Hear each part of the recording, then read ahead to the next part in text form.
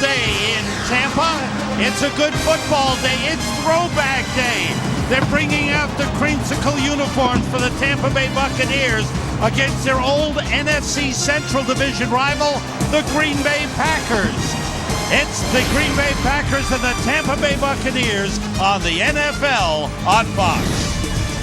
Hello, everyone. Welcome to the NFL on Fox. I'm Sam Rosen along with Tim Ryan and Chris Myers. And for the 0-7 Tampa Bay Buccaneers, it's time to look to the future. They are starting their first-round draft pick at quarterback Josh Freeman, and it's his first NFL start. What do you think? Well, the future is now clearly for Josh Freeman. And when I look at him, I see a big, strong, gifted athlete, 6'6", 260 pounds. But he did come out as an underclassman. He's going to need a lot of support today from his run game, from his wide receivers, and Sam from his defense. They can't come out, get down early, and then be one-dimensional offensively. That could be a disaster. You look at the Green Bay Packers, to me, they need a get-right game. I mean, they got a tough part of their schedule coming up. Aaron Rodgers, the quarterback, is playing at an extremely high level. Now he's taken far too many sacks, 31, the most in the NFL. He does get his two bookends back today at offensive tackle, Chad Clifton and Mark Tauscher. That should help. Well, it's that old rivalry game, so the Cheeseheads have made their way down from Green Bay to Tampa Bay. And we'll be back right after this from the Verizon Football Zone. Getting ready for a big day of football as the Bucs get ready to take on the Green Bay Packers. Right now, let's take a look at the key Yellow Book moments to look for today. Tim, take us through. Well, the Green Bay Packers absolutely have to block better with the offensive line and protect Aaron Rodgers. 31 sacks given up this year, far too many. And for the Buccaneers, it's paramount, Sam, that they run the ball effectively to help the rookie quarterback, Josh Freeman. A little overcast here in Tampa today. Mild temperatures, however. The wind could be a factor right now at 25 to 30 miles per hour. Chris Myers is going to join us in just a moment as we're getting set for the Tampa Bay Buccaneers and the Green Bay Packers. Fox Sports welcomes you to the following presentation of the National Football League.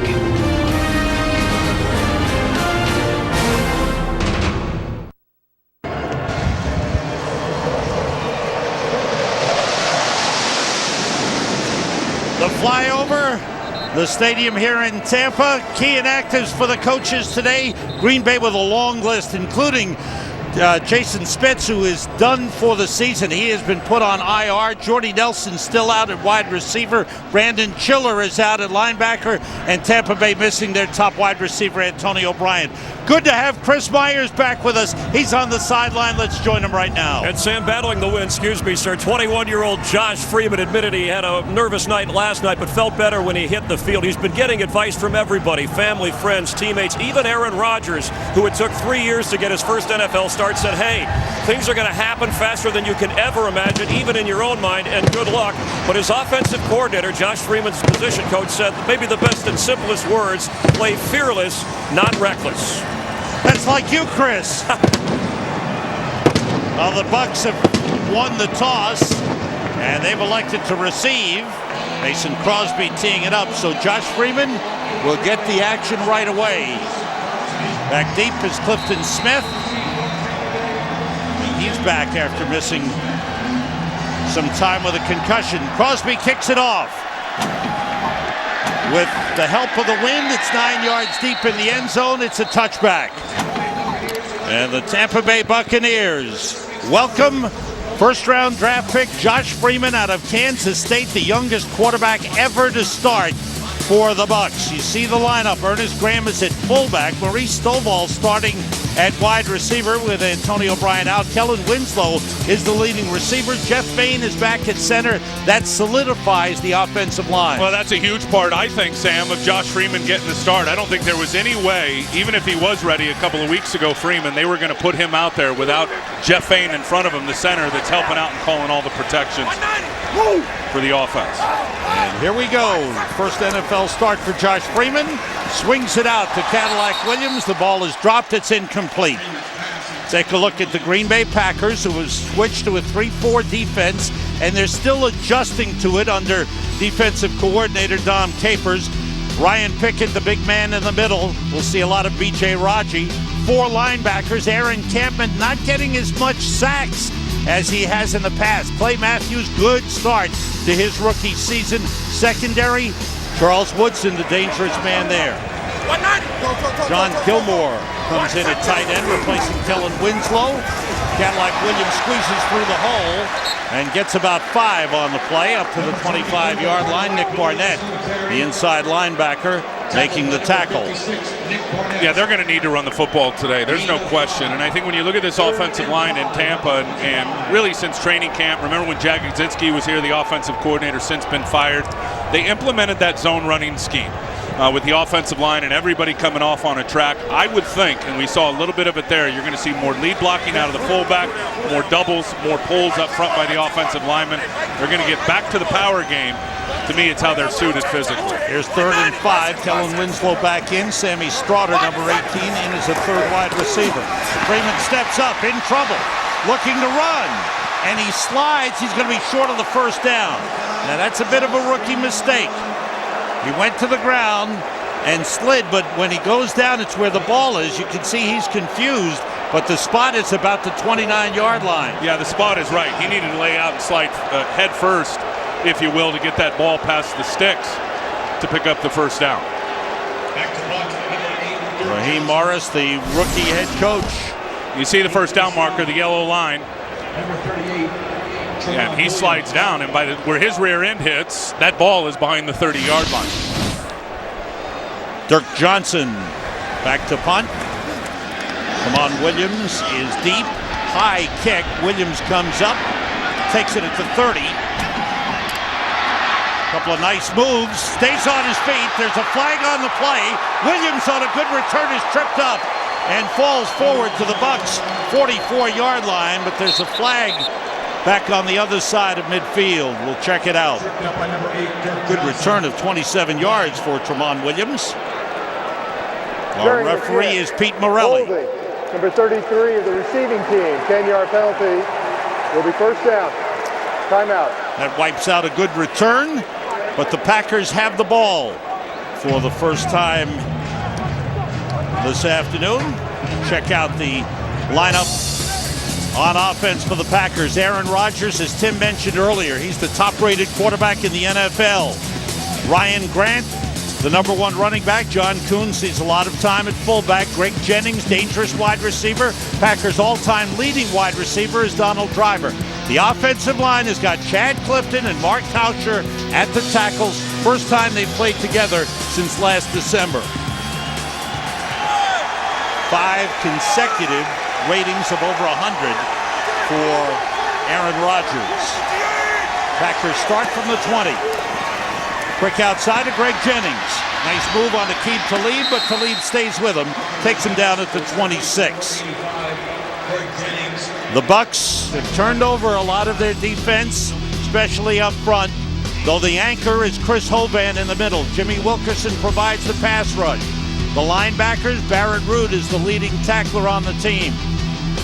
Aqib Talib leads with 4 interceptions. 3 of them came in the game against the Redskins. And the veteran Rondé Barber, big-time leader on defense for the Bucs. 3 wide receivers in as James Jones, number 89, is in.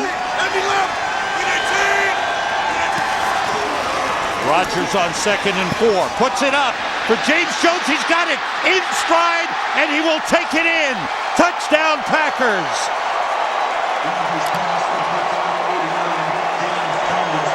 Another big play burns the Tampa Bay Buccaneers. A 74-yard touchdown pass from Rodgers to Jones.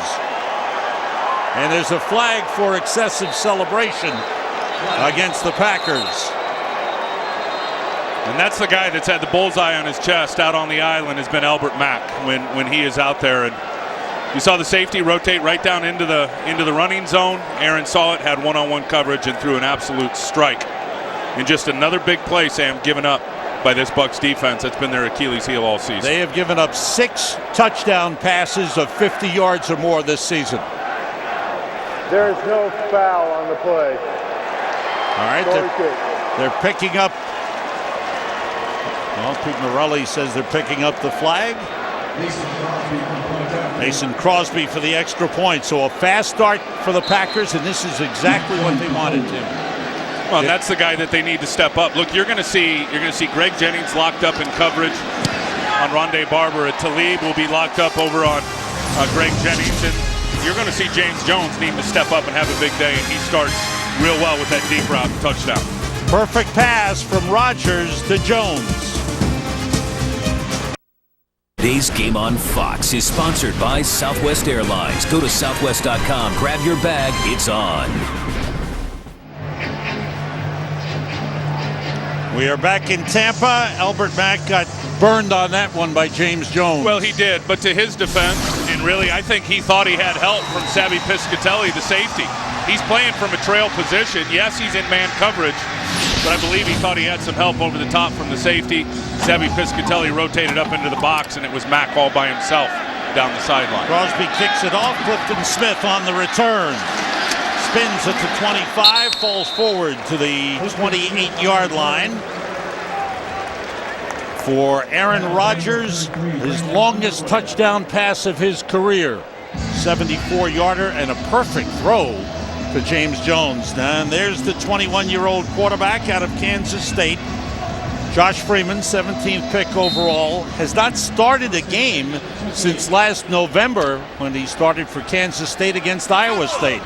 You can see there, terrific career at Kansas State, setting school records. Youngest starting quarterback today in the history of the Tampa Bay Buccaneers to get the nod. Two tight ends in, and the carry is by Cadillac Williams up to the 33-yard line.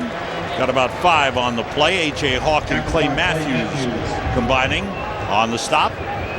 Cadillac runs well at home. He loves the home turf. Hasn't run quite as well on the road. A lot of that could be the fault of the Bucs falling behind and you get away from the running game. Yeah, and he is a great story in terms of his comeback. It's going to be hard running at those dudes. You just saw Johnny Jolly right in the middle. Those defensive tackles for the Packers, in particular, Jolly and Ryan Pickett, have been playing outstanding. Give him 6 on the first down carry. Cadillac stops, cuts back. Charles Woodson jumps him. So it looks like Cadillac had enough for the first down. The Bucs coming off a bye week as they gathered themselves after a loss in London 2 weeks ago to the New England Patriots. They are 0-7 this year. They've lost 11 consecutive games dating back to last season. I will say this, when you put on the tape and you watch them play, there is outstanding effort on both sides of the ball. The guys have not given up in terms of what they're putting on the field effort-wise. Short drop by Freeman. This pass is batted down. Freeman is 6'6". At that time, the front of the Packers came in, arms up, and batted the pass away. He's got his parents here. His brother and sister are here to watch him make his first NFL start, taking over from Josh Johnson as the offensive coordinator, Greg Olson. B.J. Raji in on the defensive line for the Packers. Cadillac, stop. Short of the line of scrimmage. That was good penetration. Nick Collins came up from his safety position to make the stop. Well, and a good call by Dom Capers, the defensive coordinator. This is a run blitz from the safety position, and Nick Collins just rotates right up into the box, and you're going to see him. He's going to be coming from the left of your screen, and he just blitzes inside. You saw the receiver was trying to block him from the outside in. He just knifed underneath him and got himself a nice tackle for loss. And again, the Bucs in a 3rd and long, right where they don't want to be. Derek Ward in the backfield, 3 wide receivers. 2 tight ends in now, Jeremy Stevens and Kellen Winslow.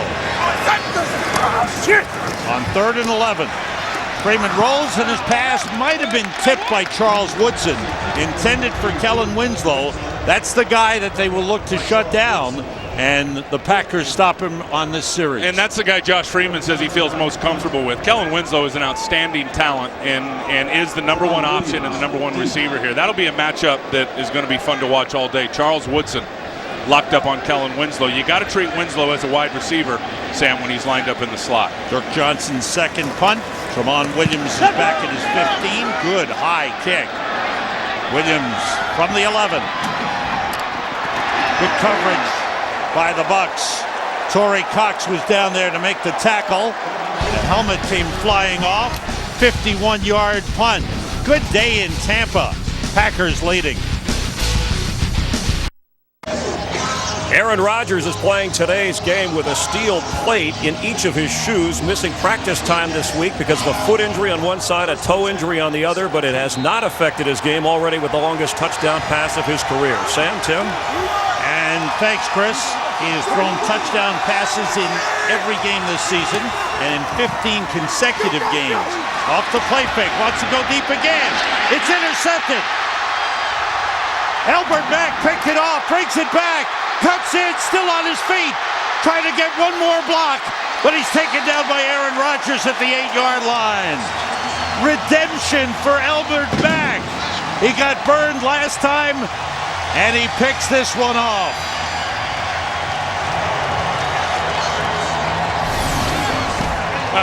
You're going to see the route come from this way, and he eyeballs him the whole time. Aaron Rodgers has got his eyes on the receiver, Donald Driver, coming out of the slot.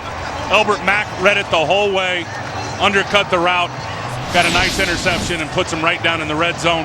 That's how you go from a goat to a hero in about 5 minutes. Gives up the big touchdown to James Jones to start the game and comes back with a huge, huge interception. First career touchdown in the NFL for the second-year man, Albert Mack.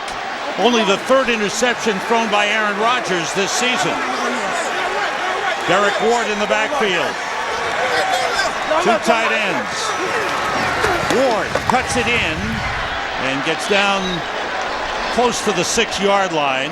Ryan Pickett and A.J. Hawk combine on the tackle. They have absolutely got to take advantage of this golden opportunity. You look at the Buccaneers this season, and they do not get into the red zone. Now, they're pretty good when they get there, but you see only 13 possessions down in the money zone. Sam, they've got to take advantage of it. Right on that. Two wide receivers. What's up? Two backs. Ernest Graham lines up at fullback. Who got him? Who got him? Oh, no guy, right? Who got these two? Both of us got two. Freeman outside of Derek Ward. Diving for the pylon. He's in. Touchdown. First touchdown pass in the NFL career of Josh Freeman.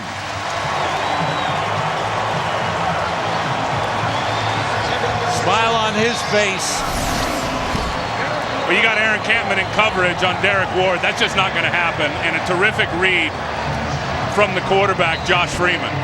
You send two receivers down on the inside. He flares out the running back, Derek Ward, knowing by looking at the tape that Aaron Campman was going to be covering him, and delivers a perfect ball. New place kicker for the Bucs, their third this season. This is Connor Barth, who was with Kansas City last season. Almost a bad snap, but a good job of getting it down by Dirk Johnson. The Bucs have tied it up. An interception by Albert Mack, a touchdown pass to Derek Ward.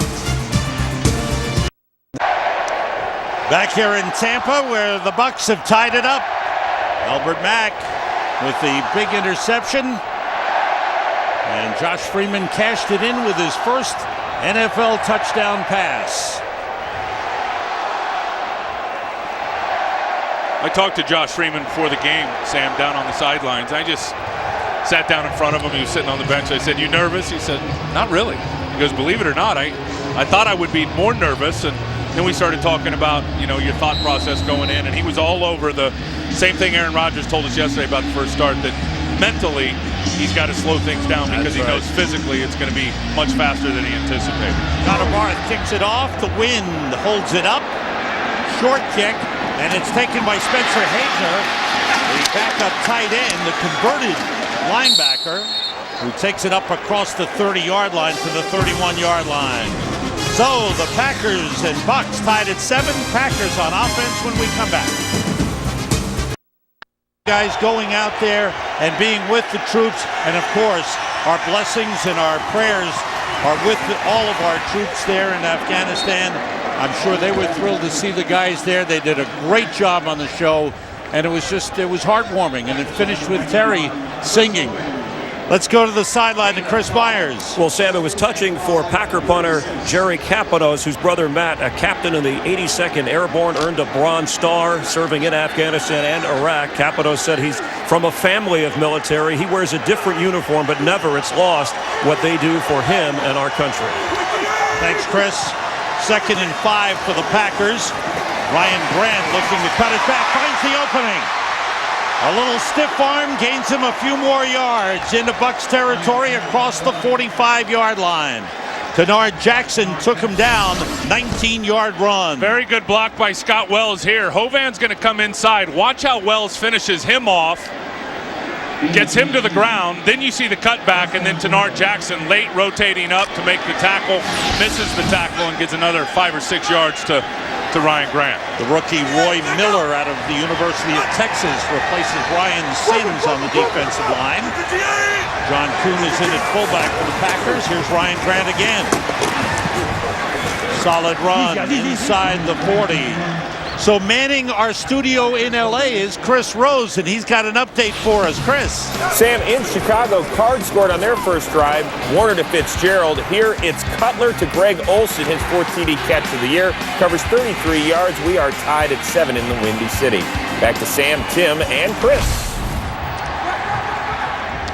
Thank you, Chris. Bears at 4 and 3. The Packers at 4 and 3. 2nd and 4. Quick, Greg Jennings, a first down inside the 30. Zabby Pescatelli on the stop. And now the Packers getting in the rhythm. They talk about using their passing game to set up the run. Well, I think they are much better at throwing the football right now with the issues they've had on the offensive line. Look, I know that's been a factor in the sacks. There's no question, but it's also been a factor in the run game. When you got, and I believe this is their 5th different lineup in terms of their starting offensive line, hard to find continuity in the run game. Donald Lee, the tight end, shifts. It's Ryan Grant behind John Kuhn. Got a couple of yards on the play down to the 27-yard line. And you look at Aaron Rodgers and the offensive line, 31 sacks given up this year in the NFL. Some weren't his fault, like this one. Look at the sack clock, 2.5 seconds, not even. He already goes down. But the next 2 are examples when the sacks are his fault. You got to get rid of the football right there, almost 6 seconds. He's hanging on to it. Same thing here. And you understand getting out of the pocket, trying to extend the play, trying to make a play, throw it out of bounds. Again, almost 7 seconds of Aaron Rodgers right there holding on to the football. Michael Bennett in at defensive end for the Bucs. Rodgers straight back, being rushed. Drops it off, screen pass to Amon Green. And he gets down to the 16-yard line. He's got a first down. So Amon Green, who re-signed with the Green Bay Packers just a couple of weeks ago, getting a little playing time, relieving Ryan Grant. Good, always been a good receiver out of the backfield. And close to being their all-time leading rusher. And let me tell you this, talking to Mike McCarthy yesterday, who I think is an outstanding coach, Sam, they got to get more out of their backup running back. And they don't even have 60 yards rushing on the year out of their backup running back. That's got to change. Right here they go with 3 wide receivers. James Jones is in. Hand off inside of Amon Green. And that's a yard on the play. We talk about sacks and what an important factor they are in winning games and scoring points. Look at this. This is league-wide now. If you get on a drive and just say the drive, and you got 12 of them per game, and you don't give up a sack, you got a 22% chance of scoring a touchdown. You allow a sack, Sam, during a drive, it goes down to 5%. And then when you look at the Packers, which is different than everybody else, if they've given up a sack on a drive, 0% chance of scoring a touchdown this season. On 2nd and 9, everybody out. Rodgers looks, throws for Brandon Jackson, who just came into the lineup as the running back. He was covered by Geno Hayes. And that'll bring up a 3rd and long for the Packers. And Aaron Rodgers talks about holding the ball too long and wanting to make a play, not wanting to turn it over. But there are times, as we saw in the video, that he's close to the sideline and can't throw it away. Yeah, you just got to throw it away. Now, ball security has been outstanding, and that's been the payoff to that. Good job there getting rid of it, though. Just throwing it out of bounds. Brandon Jackson stays in. 9th play of the drive for the Packers. Rodgers steps up, and he's got a man. It's Greg Jennings at the 5-yard line. And it's good for a first down.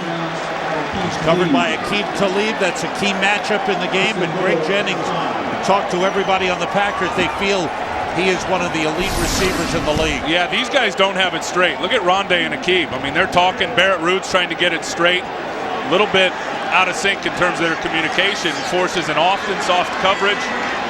Greg Jennings breaks it off right in front of the first down one. John Kuhn stays in, the only back in the backfield. He's the fullback. Two tight ends. Kuhn straight ahead. And he stopped close to the 2-yard line. John Kuhn. Tackled by number 51. Styles White made the tackle. And a huge story, I think, Sam, for Green Bay is getting Mark Tauscher back and getting Chad Clifton back. And those guys have been the bookends for 10 years. Clifton, hurt his knee this year. You got Tauscher, who had an ACL injury late in the season last year. Didn't even have a team. He was looking for work in September. Good to see those guys back. We'll see how much they play, but right now they've played all the way. The inside handoff to Ryan Grant, and he's in. Touchdown. Solid work up front on the offensive line, leading Ryan Grant in, and the Packers regain the lead. 4th rushing touchdown of the season for Ryan Grant. Good drive by the Packers.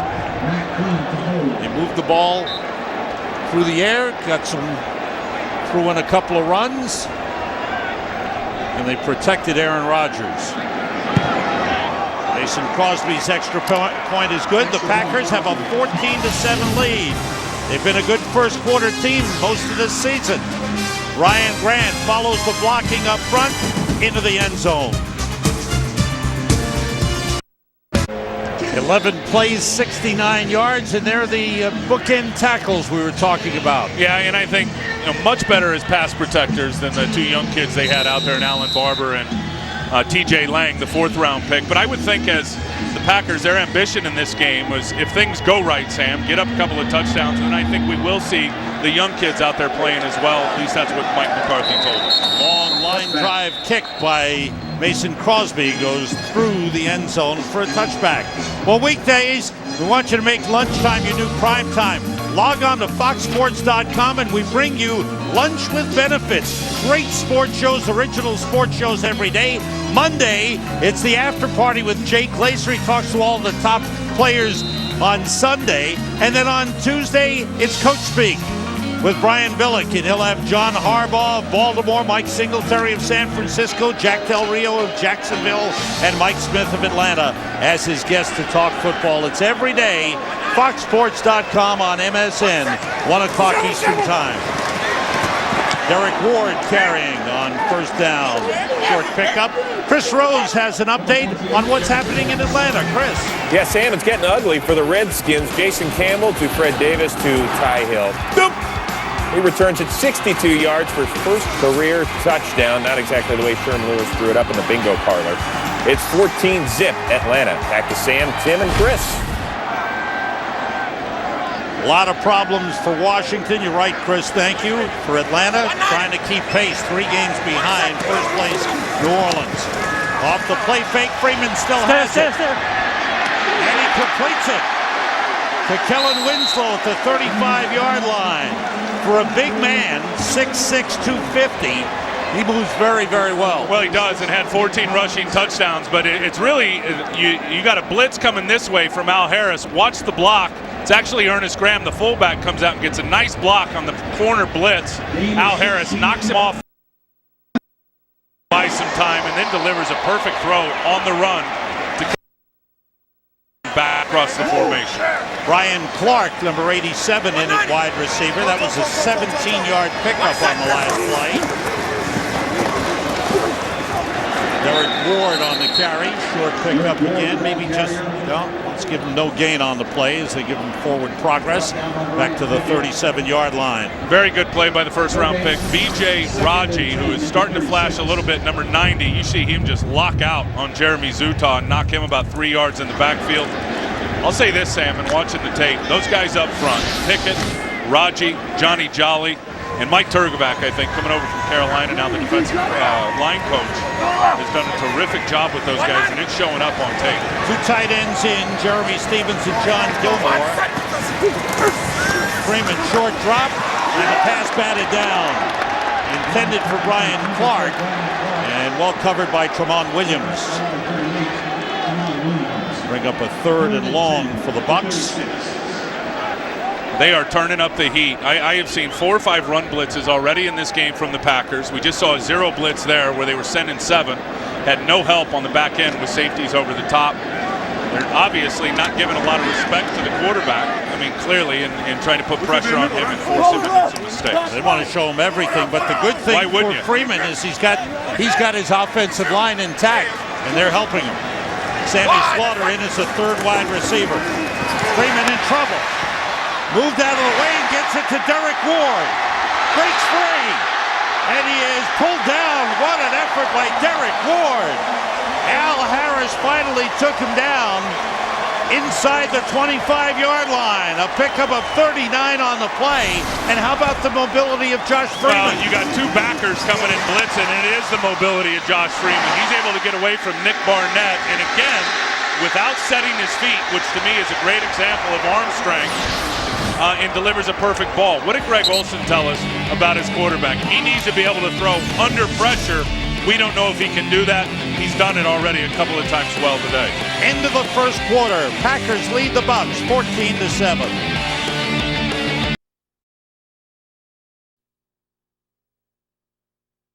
And Tim Ryan, Chris Myers with you. Glad you're with us on the NFL on Fox. The Bucs on the move at the Packers 25 with Cadillac Williams and Ernest Graham in the backfield. What is that? Face mask! He stopped short of the line of scrimmage. Nick Barnett, the inside linebacker, with a good tackle.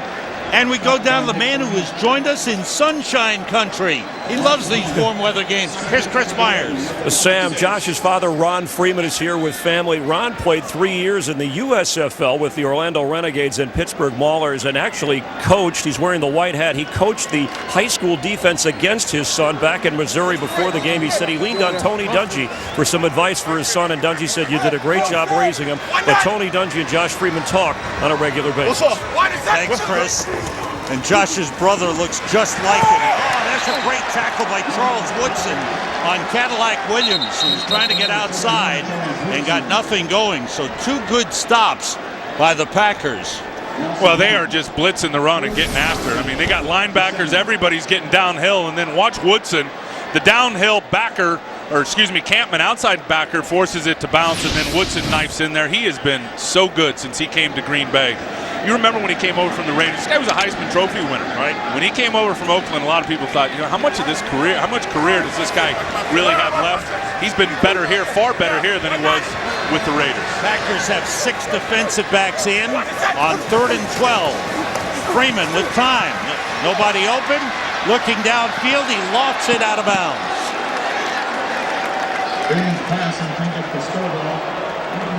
So now the field goal kicking unit will come on. We get a look at Connor Barth. Mike Nugent started the season.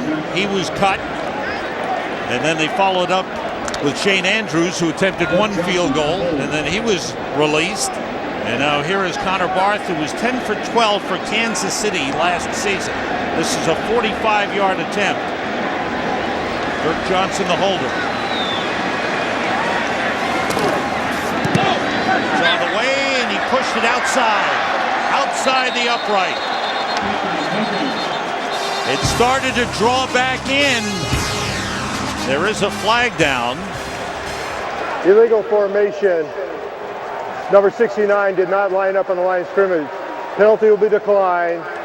The result of the play is a missed field goal. By rule, the ball will be placed at the spot of the kick.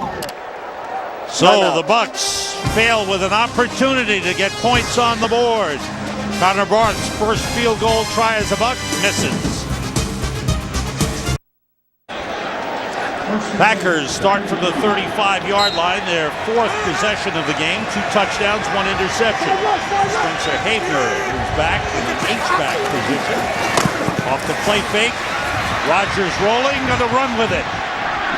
And he is a terrific athlete as well, even with his sore feet. The one thing that Mike McCarthy was telling us is that when Aaron Rodgers stepped in, he didn't realize how athletic he was. Well, an extremely underrated athlete. He really is. And he's better this year than he's ever been. This guy is in such great condition. He went to the offseason this year and went out down to San Diego, trained with Drew Brees and some of the elite NFL quarterbacks. And he said, I just took it to another level from a conditioning standpoint.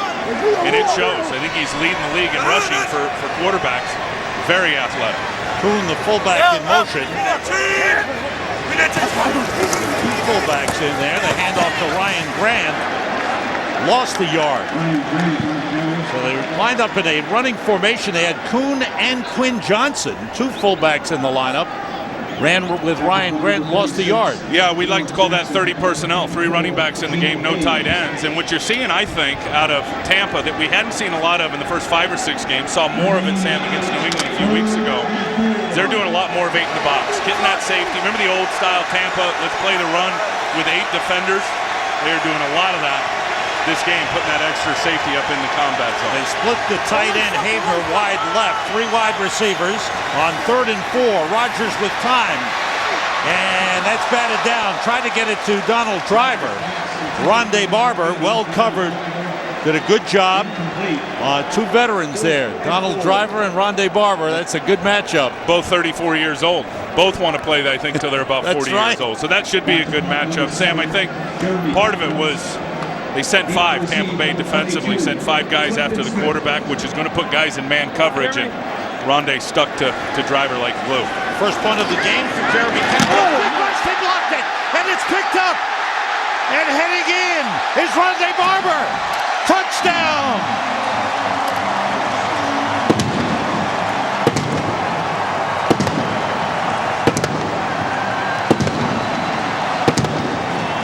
I believe Gino Hayes was the man who blocked it. Rondé Barber, ever the ball hawk, picked it up and gets another touchdown return.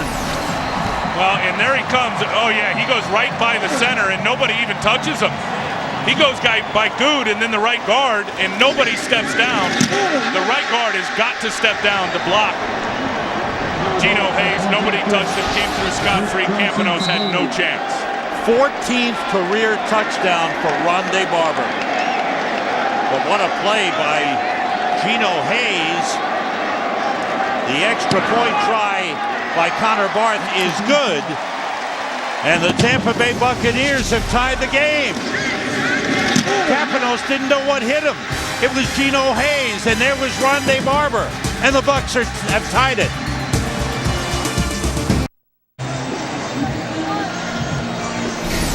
Sam, watch Brad Jones, rookie 7th-round pick. He's right there. He does not step down at all. And they're all fanning out to the side. And Gino Hayes comes scot-free, and you would love, maybe that was by design and you're fanning to the right. You would love John Kuhn, if that was the scheme design, to be able to pop to the right as a personal protector and pick up that free runner. Either way you look at it, it was a bust in protection for the Packers punt unit. Amon Green on the return was knocked down by Torrey Cox. Spot the ball to 24-yard line. Now this is retro weekend, throwback day for the Buccaneers, honoring the team from 1979 that was the first Bucs team to make the playoffs. They started with 26 consecutive losses. And then in 1979, led by Leroy Selman on the defense, their future Hall of Famer, Coach John McKay, they made the playoffs on the last game of the season. They beat Philadelphia in the playoffs, and with a chance to get to the Super Bowl, they lost to the Rams in the NFC Championship game. Injured player was Nico Kudavidas. Would you rather have more? Today's Game on Fox is sponsored by Chevy. Put us up against anyone and may the best car win.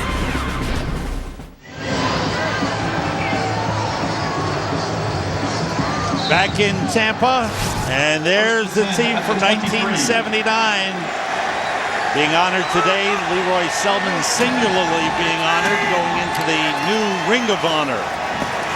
Aaron Rodgers fakes on first down, throws, and he's got an open man, Donald Driver, up at the 37-yard line. And he is sworn, refuses to go down. But Rodgers found Driver at the last minute.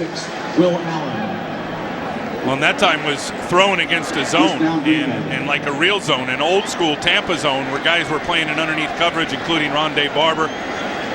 And when you have time, when you're throwing against a zone defense, the windows are going to open. That's what happened that time for Donald.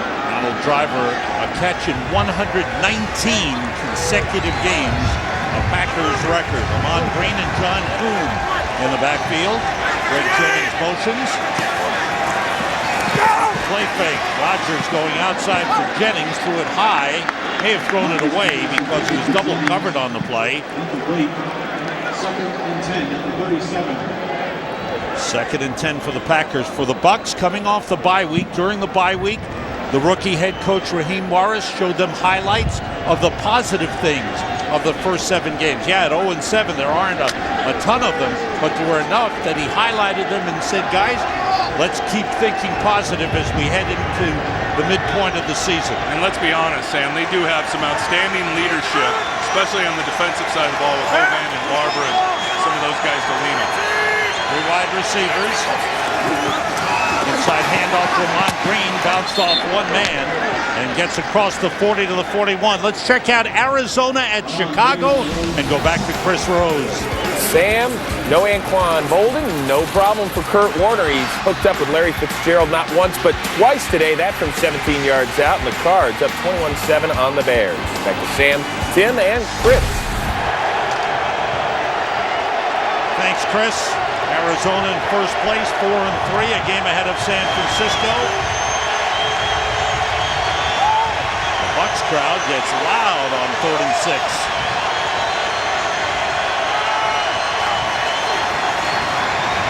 Rodgers, nobody open. Still looking. Now takes off and gets the first down.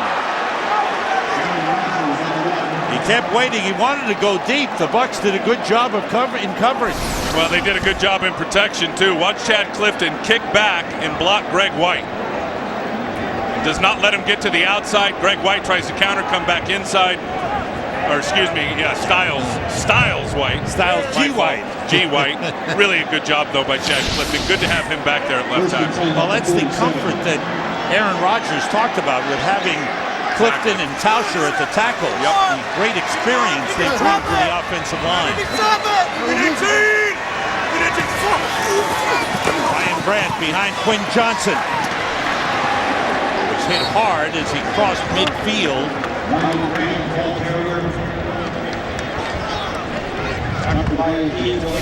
Akeem Talib on the tackle.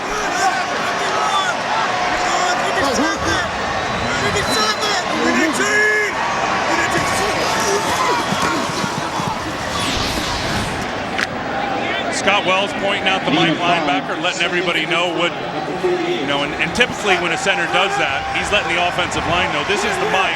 We'll be responsible for any 2 guys weak side who may come on a blitz. On second down, Ryan Grant squeezes through, breaks a couple of tackles, and he's brought down by Rondé Barber at the 33-yard line. Nice run by Ryan Grant. He picked up 15 on the play.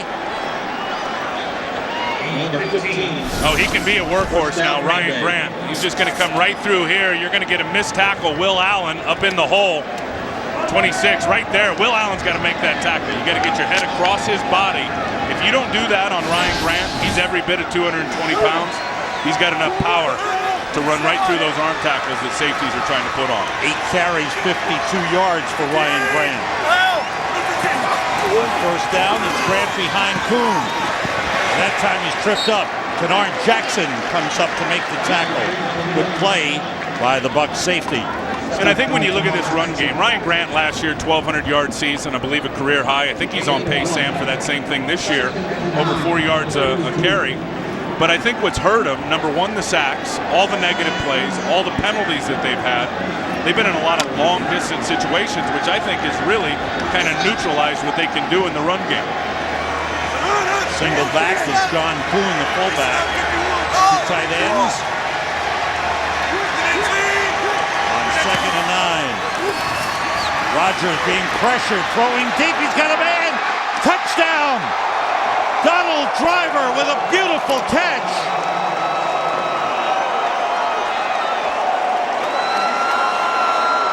"32-yard touchdown pass from Aaron Rodgers to Donald Driver, and another big play burns the Bucs." Well, that's the risk reward when you play that man coverage and you want to turn and try to disrupt the receiver and then turn and run with him. That time it looked like a double move from Donald Driver. Rondé Barber bit on the slant route, and then Donald took off and made a house call for a touchdown. Mason Crosby for the extra point. And for the third time in the game, the Packers have the lead. Aaron Rodgers, another perfect throw.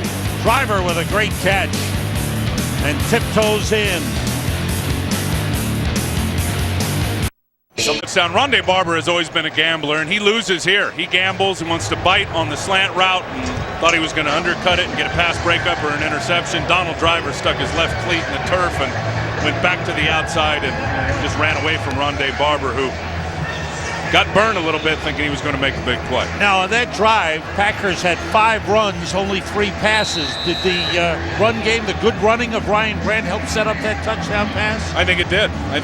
Now, again, I think Rondé, and being in that coverage and where he was, and there was only one receiver to that side, and you could see from the replay, Rondé had his eyes in at the quarterback. I think he was playing Aaron Rodgers the whole time, and Aaron took a look at the slant, and then, like I said, Donald just ran away from him, kicked it back outside.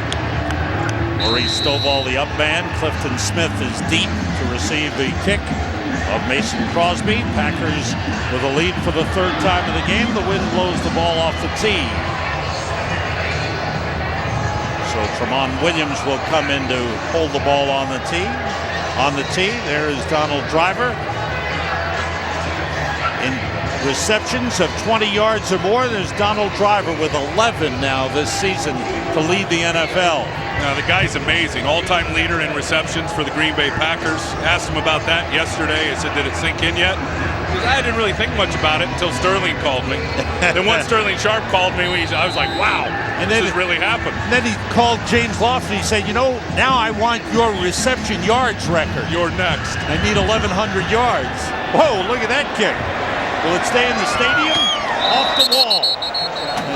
Let's go down to the field to Chris Myers. Chris? Sam and Tim on the Packer bench, and Donald Driver, he missed practice during the week, nagging injuries, but not enough to keep him out of the game. And he said it felt good on his old body to get a rest, but he likes practicing. He says it's still necessary. He'll turn 35 in a couple of months and told us he wants to play until he's 40, and was not a goal setter when his career started out, just wanted to help the team win. Now he's been piling up the goals, and as you talked about, would love to add to them. He's a special player, and hooked up with Brett Favre. We asked him about that game last week. He said you can still see how much Brett loves to play the game, and he loves it the same way.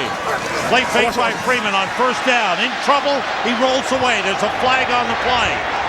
I think there's going to be a penalty on Donald Penn, the offensive tackle. Big-time pressure. Freeman threw that ball away. Well, he's going to get the hands to the face on Clay Matthews is what's going to happen. I'm not so sure it was a hold. It was illegal hands to the face as he had his left hand all up in the grill of the rookie Clay Matthews. Holding. Number 70, offense. 10-yard penalty. Still first down.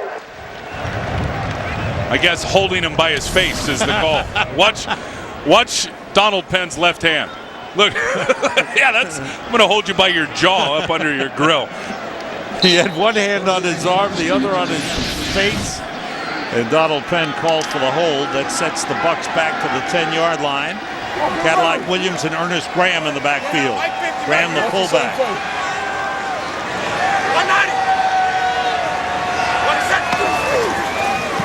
Off the play fake. Freeman rolling.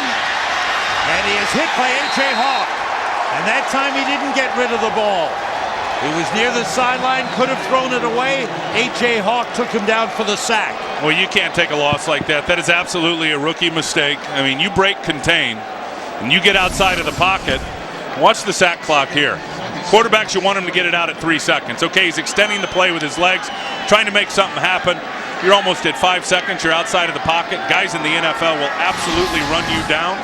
Just get rid of the ball, especially when your backs are against the wall on your own goal line. Packers haven't had that many sacks this season. A.J. Hawk gets his first. 2nd and 27. And he dropped the ball. Freeman dives on top. Mishandling of the snap. And Freeman was able to fall on top. So the Bucs having a rough stretch here. Penalty, sack. And then the fumbled snap, and Freeman was heading for the sideline thinking it was 4th down. And it's only 3rd down. It goes back to the huddle. Yeah, he's clearly a little exchange fumble, and it looked like a good snap that Fane got it up there, but right as the ball arrived, Josh Freeman split his hands open and was never able to really grab a hold of it. Have to get to the 30 for a first down. They go draw play to Cadillac Williams. He gets to the 9-yard line. Charles Woodson takes him down, and the Bucs will be forced to punt. That was not a good series for the Bucs. Nothing went right, and the Packers are going to get pretty good field position here. Kirk Johnson backing up into his end zone. Tramon Williams is just around midfield.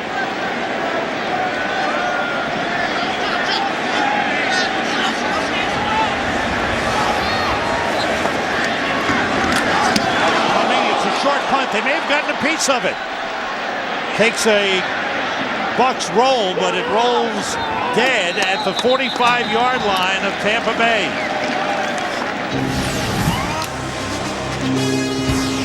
Pressure on Dirk Johnson. He just got it away, but didn't get much on it.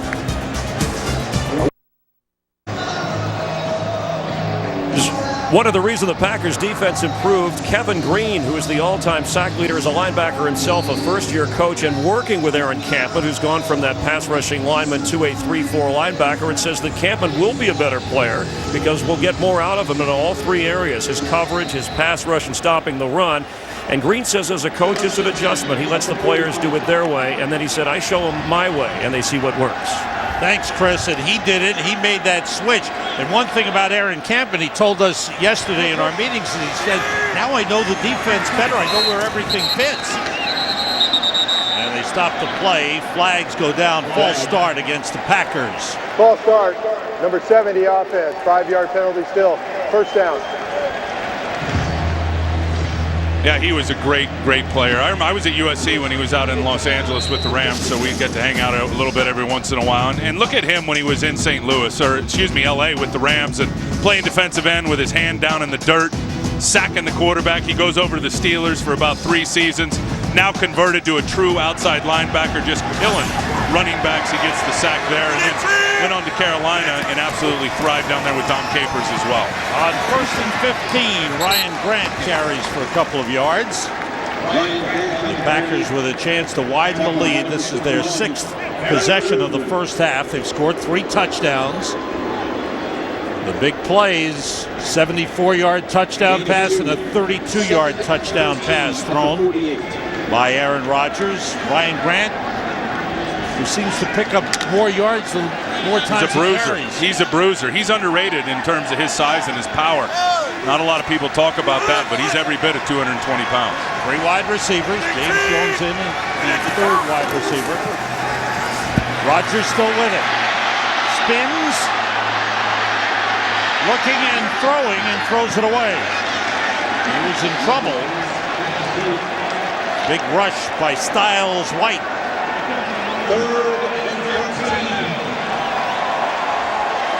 Styles White needs to go for that upfield shoulder so not let the quarterback spin out. When you come here, get to the upfield shoulder so the QB doesn't spin. They do not want Aaron Rodgers escaping to his right. So this is the side that they want him to get out to. And a good job by Aaron, again, just throwing it away. Not so sure last week he'd have done that. At least he didn't on tape and taken a couple of bad sacks. Michael Bennett in at defensive tackle for the Bucs. And the officials step in as timeout is called. by the Green Bay Packers. And next week, NFL on Fox. We've got another big doubleheader day coming your way. Lions and Vikings, Bucks and Dolphins, Saints and the Rams, Falcons and the Panthers. The Packers will be home against the Dallas Cowboys in our second game of the doubleheader. It all starts with the Ford Drive One Fox NFL Sunday pregame show at noon Eastern, 9 Pacific. Packers, we talked about the tough schedule upcoming for them. After Dallas, they've got San Francisco. They've got Thanksgiving Day against the Lions, and then they've got Baltimore coming in. Brandon Jackson is in at running back for the Packers. 3rd and 13. Will Allen has gone to the locker room for the Bucks.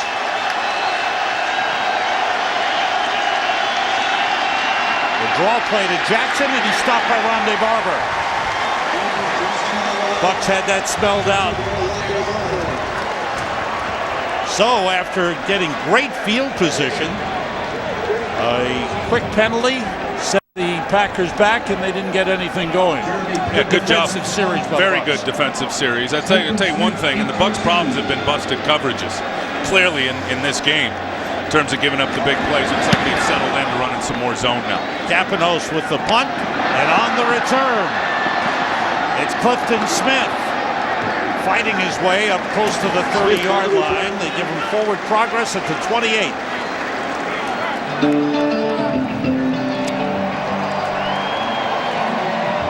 "35-yard punt, 15-yard return." We're reaching the midway point of the season. At midseason, the outstanding quarterbacks. Drew Brees having a great season for the Saints. And how about Brett Favre? Boy, was he fabulous last week, and only 3 interceptions. Peyton Manning has completed 71% of his passes, best in the league, and Aaron Rodgers has the best quarterback rating in the NFL. 7 of those 16 touchdowns by Brett against his old team in the 2 matchups against these Green Bay Packers. Oh, the Vikings were tough on the Packers.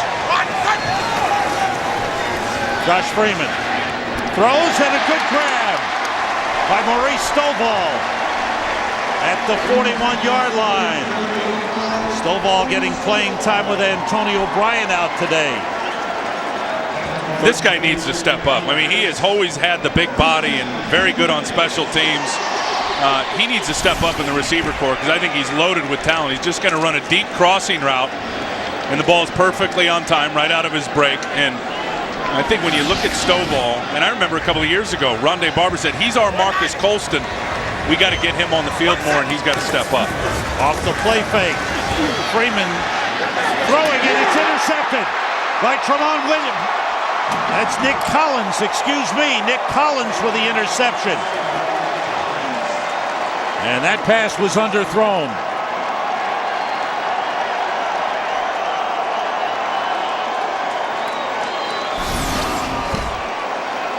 Well, he had his feet set. Looked like everything was good and on time in terms of the throw. Let's see the route from Marcus Colston. He's going to run a corner route. He's going to break it inside. Now he's going to kick it back to the outside. Yeah, I think Nick Collins read it the whole way. He was all over that route. I think that was a corner route. I don't think it was an out route where you really want him to break it flat or come back. I just think the safety, Nick Collins, who's always been a terrific playmaker, was in the eyes and in the head of the quarterback, Freeman. Will be a 30-second timeout. First interception thrown by Josh Freeman as he begins his NFL career as a starter. He came in the game in London, and Collins getting some attention on the sideline. He seemed to slip as he was dropping back, then collected himself. It looked like he had his feet underneath him. Should have not thrown the ball. He never saw the safety. And Nick Collins was absolutely knew where the receiver was going on the corner route. He read the route. Watch him go back here. Yeah, let's watch his feet here. There's a little bit of a slip. Now he's going to stand tall, gets his feet set, and delivers it. Shouldn't have thrown the ball. Okay. Not to that spot with Nick Collins playing the route the whole way. All right, Packers again, good field position at the Bucks 46. Rodgers short drop, wants to go deep, overthrows Greg Jennings. Aqib Talib covering him on the play. Aaron said he was going to take some shots at Aqib Talib, and Aqib Talib's a very, very good corner. He's got great ball skills, 4 interceptions in the last 4 games, but he's given up a lot of big plays. And Aaron said, he said, man, you respect the guy on tape, and the guy is a terrific player, but when I got Greg Jennings out there, Donald Driver, I like my matchups against anybody, and we're going to try to exploit it. Number 19, Byron Ely, second-year man out of Houston, just came up from the practice squad, taking the roster spot vacated by Jason Spitz, who was put on IR. He's in the game. Rogers looks for him, then goes the other way, and it's incomplete. Intended for the tight end Donald Lee. We'll bring up a 3rd and 10. You know, say this for the Bucs. At 0-7, it's been a rough time. They've given up a lot of big plays, but they're hanging in there. They're finding a way to hang in there. You said it earlier about the effort has been there every game. Well, they got leadership, and I think what has been built here in Tampa, and you go back over the years, and you still got some guys left, Rondé Barber, Chris Hovan, a few of those guys. They get it. They know what Buck football is all about. Fans want to stop. Rogers has time. Almost intercepted by Rondé Barber. And again, it was Barber against Driver. Driver's upset. He's going to the official. He wanted an interference call. And the official doesn't sympathize. And Driver heads for the sideline upset. There's Rondé Barber.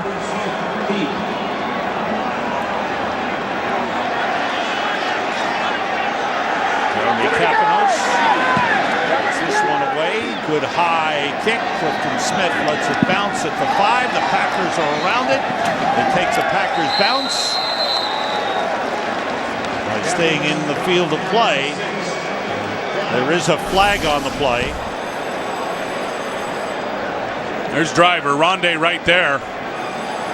Oh, Rondé he doesn't take the bait on Greg Jennings and goes and gets a nice 2-hand little chuck on him and then peels back to Donald Driver and gets the pass breakup.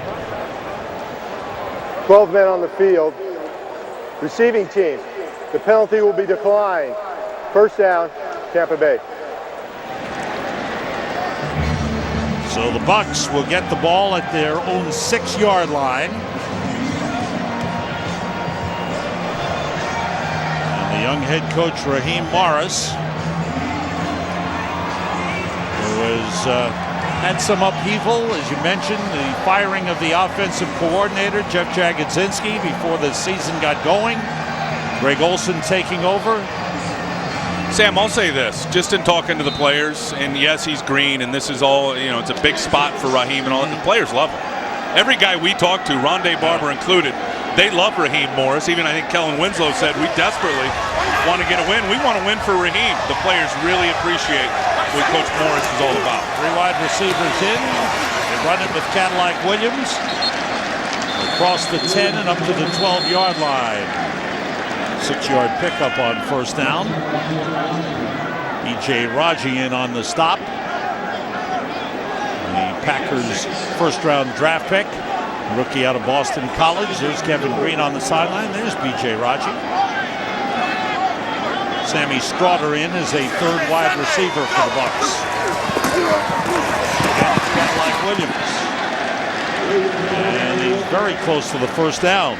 Let's see where the spot is. And it looks like they're going to give him enough for the first down. Nick Barnett on the tackle. As we come down to the 2-minute warning. Young Josh Freeman in his first sustained action in over a year. Special day for one of the all-time greats in the NFL, number 63. He was a great one here. That's Leroy Selman.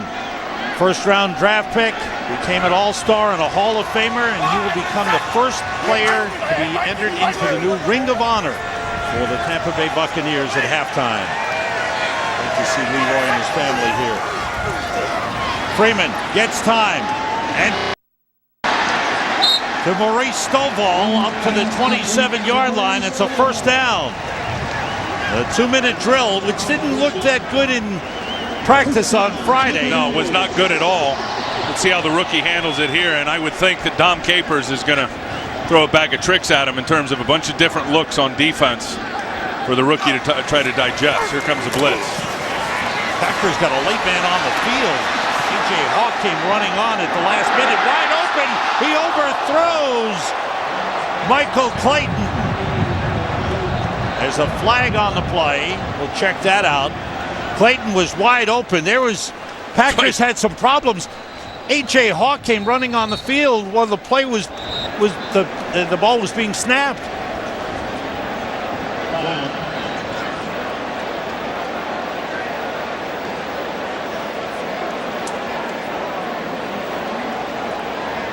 There's some discussion about it. Pete Morelli trying to clear it all up.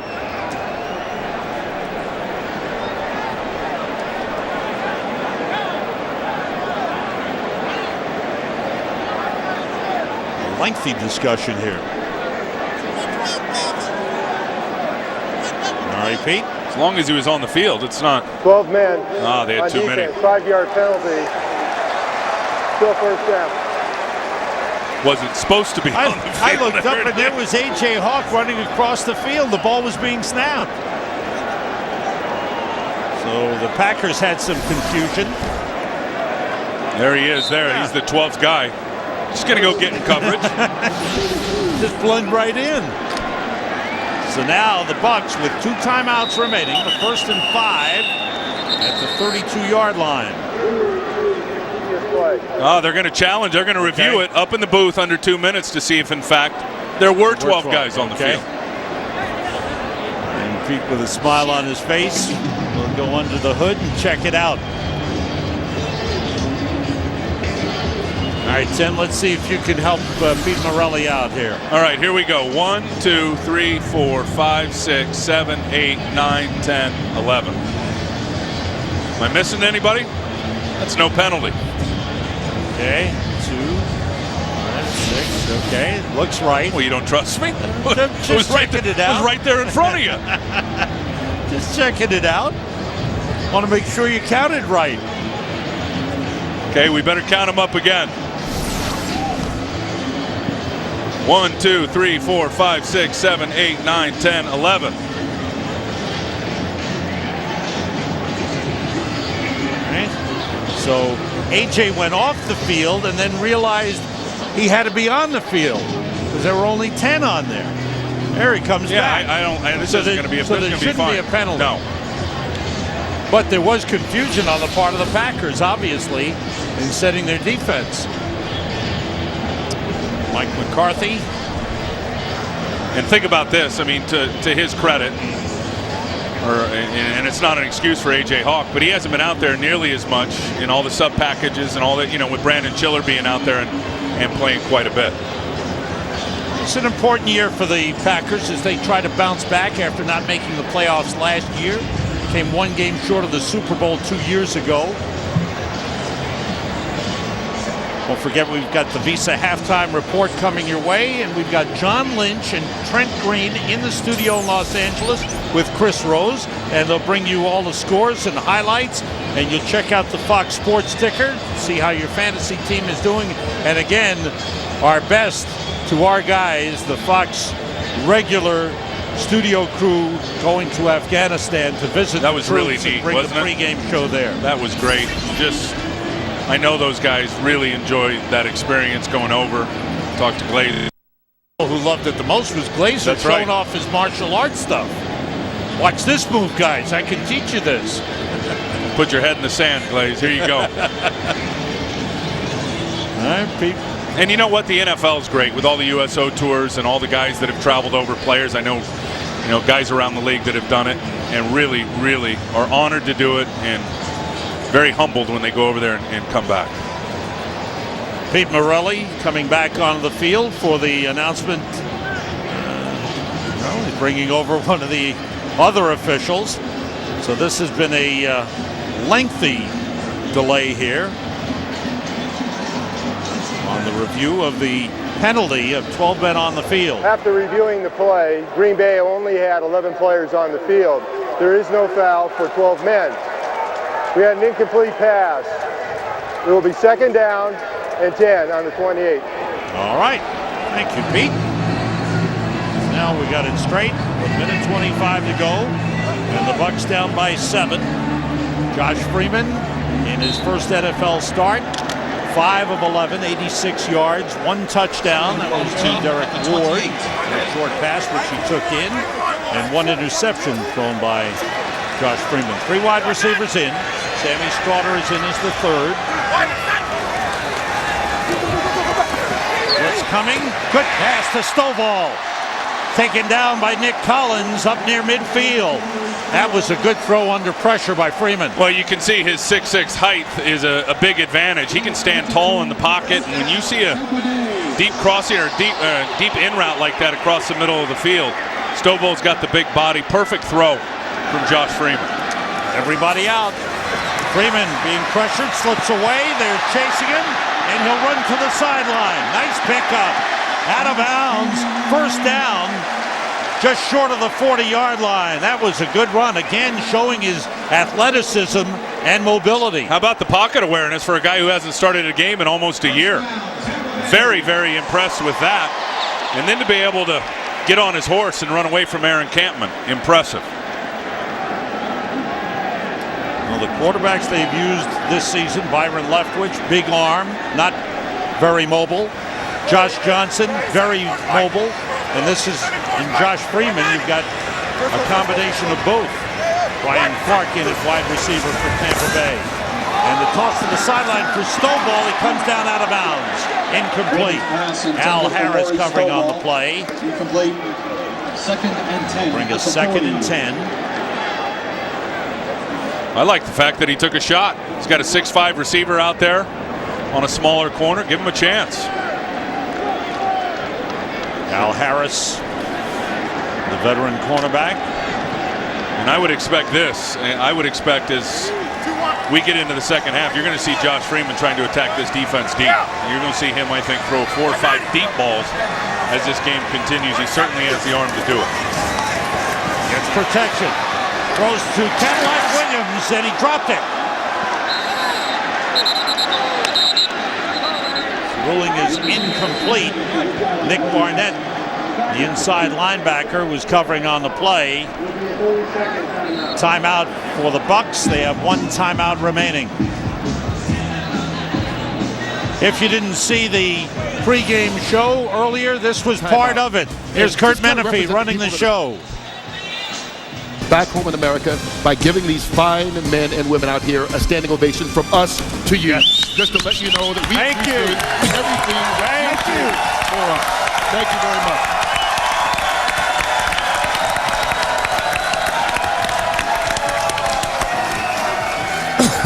Okay, so What a scene That's from awesome. Afghanistan, the special 2-hour pregame show. And again, to our men and women in the armed forces over there, we wish you nothing but safety and a quick return home. Huge debt of gratitude. We've got Veterans Day coming up on Wednesday. Yep.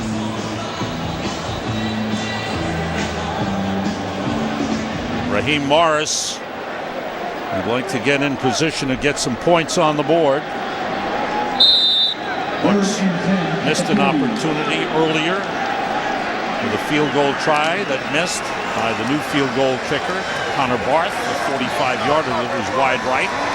Right here, it's 3rd and 10 for the Bucs. The wide receivers and Kellen Winslow. Blitz coming. They pick it up. Freeman throws short to Kellen Winslow. Nice move on Woodson. He's got a first down inside the 30. With the clock stopped, Tampa Bay uses their last timeout. Here's where you like having a big quarterback. Campman's going to come inside, get a little bull rush, and Freeman's got very good pocket awareness. I mean, he's staring down the receiver, but feels Aaron Campman break off inside.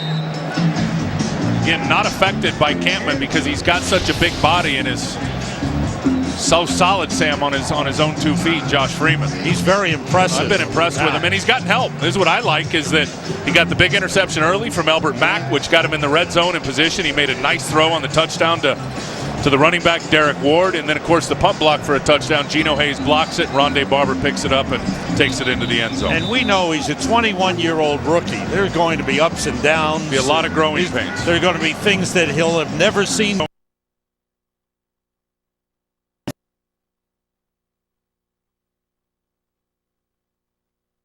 Calm and poised, and has done a nice job thus far in the first half. That is Connor Barth. Limbering up. Will he get a chance here with 31 seconds to go? Bucks will probably take a couple of shots. Economos, the long snapper, and Connor Barth puts it through. So his first field goal of the season in the NFL. Last season he kicked for Kansas City and was 10 for 12. And the Bucks trail by 4. We check in with Chris Myers along the sideline. Chris. Well, Sam, you talked about Leroy Selman, the Hall of Famer for the Bucks, and how he'll be honored here at halftime. I was talking to him a few moments ago. His brother Dewey is here. Dewey Selman, of course, a linebacker. And Leroy said, you know, tears came to our eyes as we came back and looked at these uniforms of these fans. He said, you have your own family, but being a part of this Bucks family is something very special. And at the time, he said, you want to be the start of something good, and you're never sure. But looking back on it, it was worth every moment, and he's glad that the organization has had this success, and of course hopes today that the Bucks can get their first win of the year. And that team 30 years ago really came to life and really brought the town to life. Leroy Selman, what a great defensive lineman, great rusher of the quarterback. Thank you, Mr. Oh, he was the anchor of the defense in the bad days when they lost 26 in a row, and then in the good days when they made the playoffs for the first time in 1979, and on to the Hall of Fame for a great guy and a great player. Well, that's it. Great player, but a better person, which I think is, there's a lot to be said about that. I think you said it, the only Tampa Bay Buccaneer in the Pro Football Hall of Fame. Spencer Havener, the tight end, picks up the bouncing kickoff and is brought down at the 34-yard line, and we've reached the end of the first half. But think about it, this Bucks team, 0-7, hanging in there with a Green Bay team that needs this game badly. End of halftime, 21-17, Green Bay leading it. Welcome back to Tampa. At halftime, Green Bay leading the Tampa Bay Buccaneers 21-17, but very special ceremonies here on the field at halftime. The 1979 Bucks team, the first to ever make the playoffs, honored here, but helping to honor the greatest of them all for the Tampa Bay Buccaneers, Hall of Famer Leroy Selman, as his name is the first to go into the Tampa Bay Buccaneers Ring of Honor. We'll be back in Tampa to start the second half. The Bucks and the Packers right after this. We are back in Tampa. The ceremony's concluding. The quarterback was Doug Williams of that 1979 team.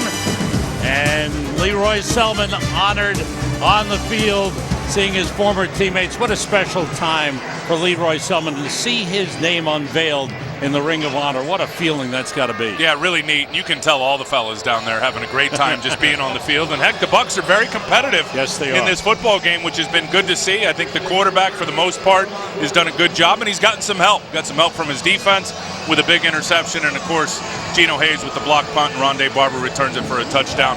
They've given him the support, and he's done pretty good.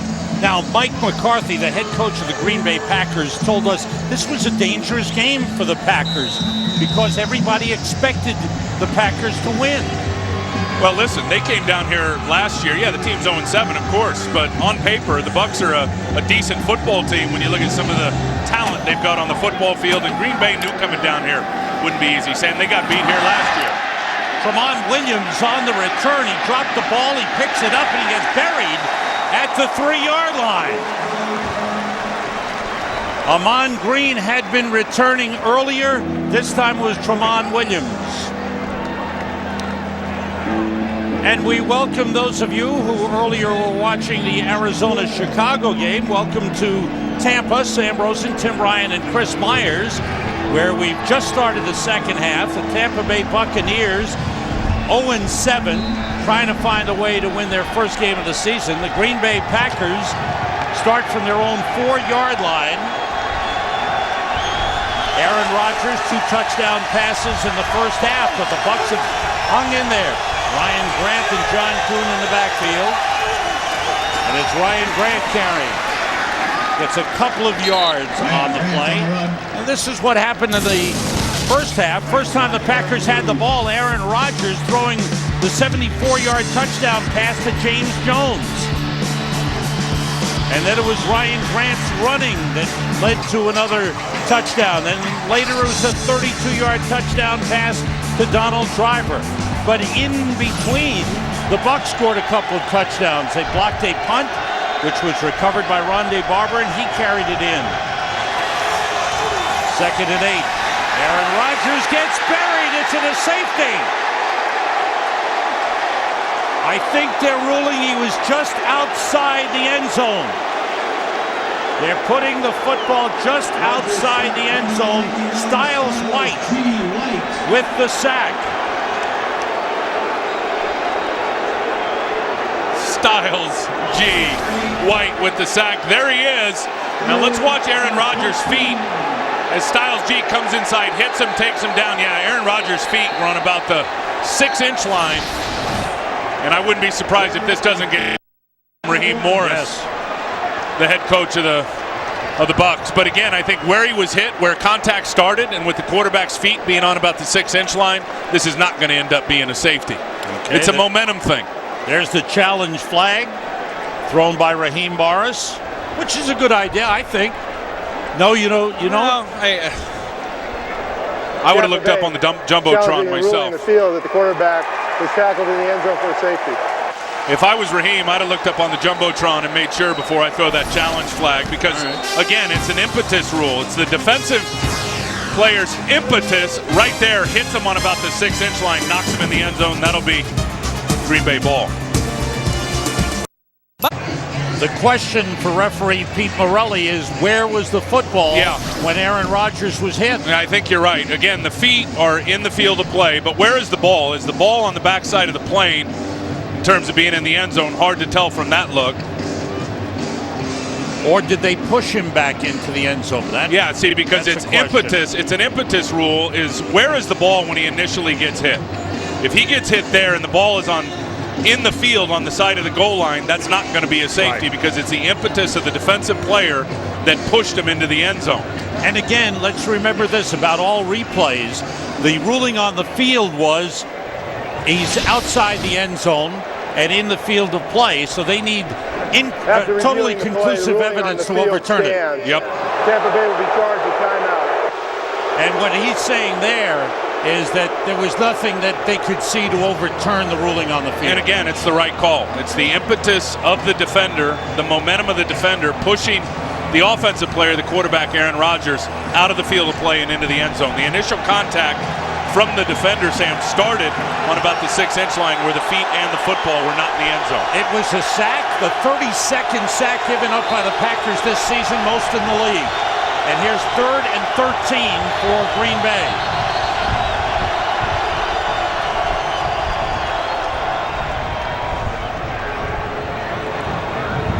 Officials confer here. Clock at 13:42 since Tampa Bay was charged with timeout. All right, game clock reset. With the challenge, the Bucs are charged with a timeout. There is Styles G. White, who got the sack. He has 2.5 sacks this season. Rodgers. Short to John Kuhn, the fullback, and he is hit hard at the 7-yard line, and the Packers will be forced to punt. Now that fan doesn't like it. He didn't like that.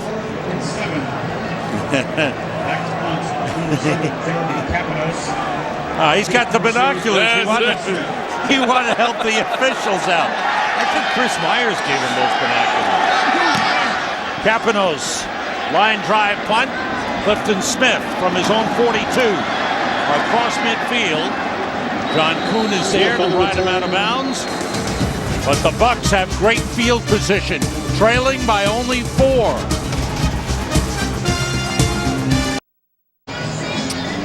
Back in Tampa, where the Green Bay Packers need the defense to come up big here. They've given up 10 points in the game. The Bucs scored 7 on a blocked field goal punt, recovered and returned by Rondé Barber. Rolling is Josh Freeman, being chased by Aaron Campbell. His pass incomplete. For the Bucs, here's their scoring. That came after an interception by Albert Mack. The short touchdown pass to Derek Ward, who took it in. And then Jeremy Campanos blocked.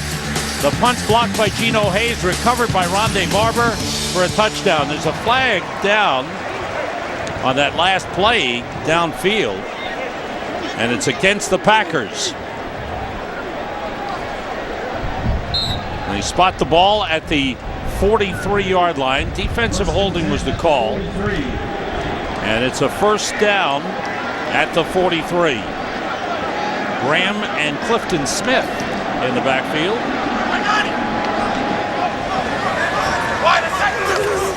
That was grabbed by Smith. He stepped in front of the quarterback. He throws back. Now that was a lateral pass, and it goes out of bounds. That was a little too much razzle-dazzle. Yeah, I think it was going to be a double pass myself. I thought they had somebody running down the sideline, and Freeman, if he caught it, was going to deliver it to Colston, who's going to go in and then up, or excuse me, Maurice Stovall, in and then out down the sideline, and Freeman just bad throw from Clifton Smith on the throwback. I like the way they've used Josh Freeman. I don't particularly care for that play in looking at it, Sam, but I think Greg Olsen has done a good job with him in terms of, he's got him throwing off his launch point, which is right in the middle of the pocket on the midline, but he's also rolled him out and had him read half the field quite a bit in this game. It was a loss of 6, 2nd and 16.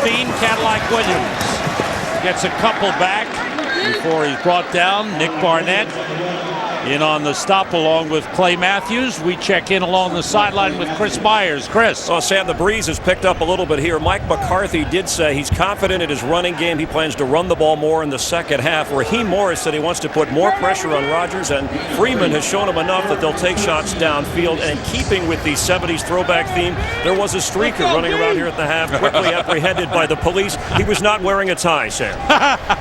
Thank you, Chris. Boy, is he on the case. 3rd and 13. Freeman gets plenty of time, and he goes deep for Clayton, overthrown. Covered by Jarrett Bush. And the pass a little too far. Freeman knows he had him. Just a little overthrown. So the Bucs fail to capitalize. Good post route by Michael Clayton here. He's going to safety to man coverage on an out route, which opened up the middle of the field. Clayton was open. Freeman just overthrows it. Look, the wind's not a problem for Josh Freeman. That dude grew up in Kansas throwing the football. He can throw in the wind. 4th punt of the game for Dirk Johnson. Lamont Williams is deep. That's a good high kick. The wind's carrying it, though, and he carries it into the end zone for a touchback. Needed to go for the sideline. It was straight down the middle. We don't have any video from Chris Myers on the Streaker Report, but we'll be right back. The men of the military in attendance today and introduced to the crowd with rousing cheers. One of the soldiers really enjoying the time down there. Now the Packers' last 3 possessions have been 3 and out. Ryan Grant carrying. Bouncing off one man, gets up to the 27-yard line. Mark Tauscher, who started the game, apparently has re-injured his knee and has gone to the sideline. And Alan Barber is in at right tackle, replacing him. Barber, third-year man out of Missouri Southern State, had started the first 7 games for the Packers. Grant and Kuhn in the backfield on 2nd and 3. Grant again, cutting it back. He's got a first down. Protects the ball well as the Bucs were going for it. Good job of Ryan Grant of holding on.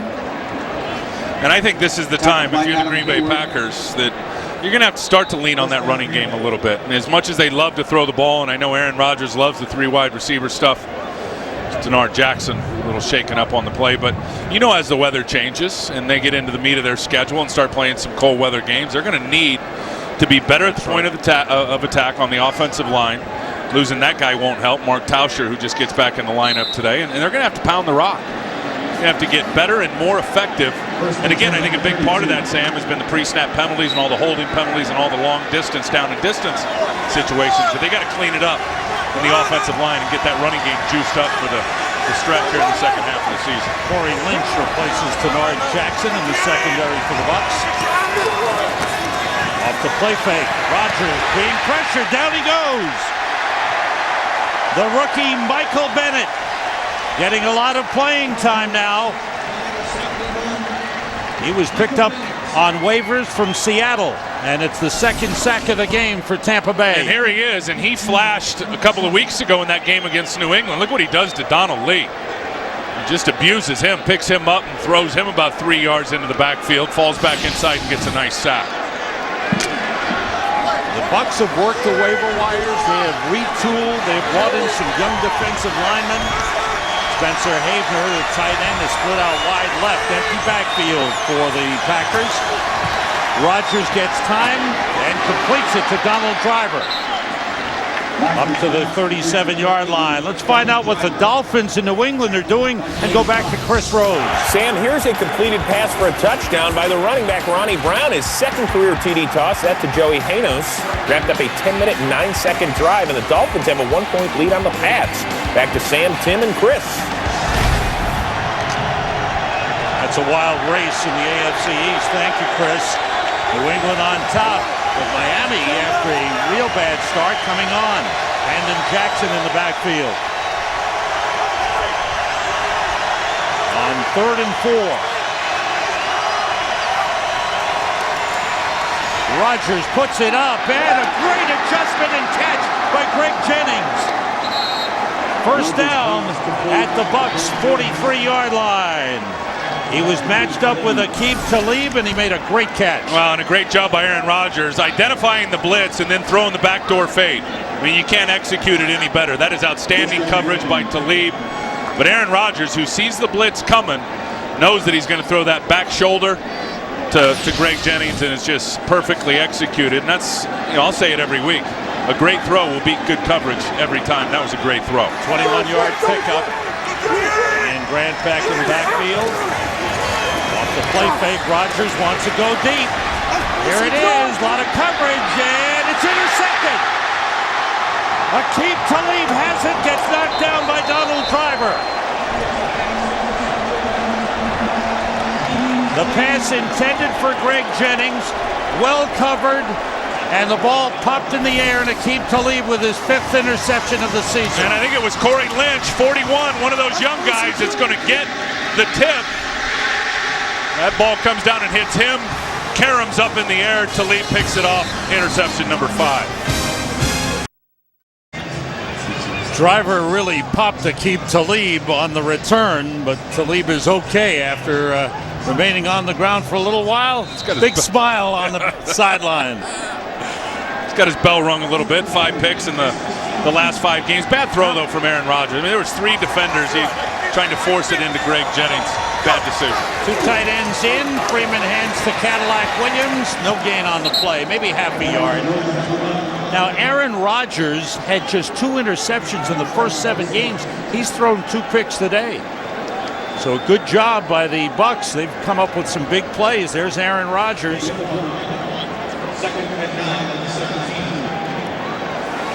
Well, you talk about Aaron Rodgers. How about his counterpart, Josh Freeman, who I think is playing pretty well. 1 touchdown, 1 interception. His completion percentage doesn't look great, but he's done very good in terms of his pocket presence and delivering the football, in particular, down the middle of the field. Cadillac Williams, Jeremy Stevens, a good block. Aaron Campman came off the block to make the tackle at the 25-yard line. It'll bring up a 3rd and 1 for the Bucs. Campman, we talked about him earlier, making the adjustment from a down defensive end to a stand-up linebacker. Well, here Jeremy Stevens is going to block him, and that's where Aaron Campman said he has the most trouble, trying to work and keep your outside leverage from a two-point stance. And you could see there just from his body language that he was losing that battle for a second and then fought himself back across the face of Jeremy Stevens. Did a great job of recovering and then shedding him and getting in on the tackle. Ernest Graham in at fullback. The play fake. Freeman throws short and it's dropped, incomplete. Intended for Ernest Graham. So the play fake and the decision to put it up doesn't work for Tampa Bay, and the Bucs will have to punt. Well, I love the call. I thought it was a great call by Greg Olsen. I mean, you got a fullback against Aaron Campman in coverage. We already saw him beat Campman for the touchdown in coverage. That's not what he's accustomed to doing, so you put your fullback on him. It's the right play call, bad execution. Got to catch the football. Fifth one of the game for Dirk Johnson. Good kick. Backs up Tramon Williams to the 19. Ridden out of bounds by Nico Kudavidas. Kudavidas was shaken up earlier. He's fine, and he leads the special teams coverage. Packers on offense when we come back. On the Tampa Bay sideline, Josh Freeman, the rookie, was told by his coordinator, Greg Olsen, who's sitting next to him, hey, during the breaks, don't go talk to the receivers or the guys who say, get me the football. Just go over the game plan and keep your focus. He's been walking around, talking to everybody he can, Sam and Tim. Thanks, Chris. From the 31-yard line, Rodgers on the draw play, and that nets nothing. Good job up front by the Bucs. Maybe give Ryan Grant a yard on the play up to the 32. Chris Hovan with the tackle. Chris Hovan in his 10th year, and he has really accepted the leadership role of the veteran defensive player, hasn't he, Tim? He absolutely has, and he is the bell cow of that group, and he knows it for the guys up front. He's a first-round pick in Minnesota. To me, there's not a better defensive lineman in the league in terms of football intelligence when you talk to him and his understanding of the game and what's coming at him in terms of the blocking scheme. The tight end Haber shifts into the backfield as a fullback and leads the blocking. Ryan Grant with a good run, the first down up to the 42-yard line. 10-yard pickup for Ryan Grant, who's having himself a good game. 15 carries, 80 yards. Averaging over 5 yards per carry. Well, and here Chris Hovan is going to get walled off. He's going to try to squeeze. Barrett Ruud's got to get into that A-gap and make the tackle. And he just undercuts it a little bit and gets blocked. See a nice broken tackle there by Ryan Grant for the first down. The rookie Ken Johnson in at fullback for the Packers. Leads Grant, but Grant couldn't get to the corner. Geno Hayes, who's got great speed. We've seen him burst through. We saw him have a couple of big games earlier this season with that great speed. He just caught him from behind. Well, and this is where I think he's at his best. When you run away from him, he's a weak side linebacker, and that's, you know, the will backer in a four-man front is the guy that's going to be the run and hit guy that can get over the top and really run, and that's what he does. You watch him. He sees it, boom, just going to go get right into that crease.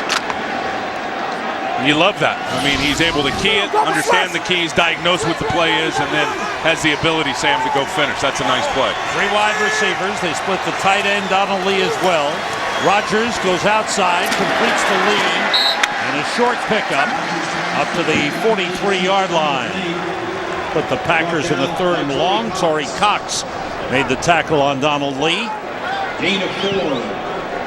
3rd down. The Packers still without Jermichael Finley, their number 1 receiving tight end, who they hope has a chance to make it back for next week's game against Dallas. Probably more likely the game the following week against San Francisco. Here's 3rd and 8.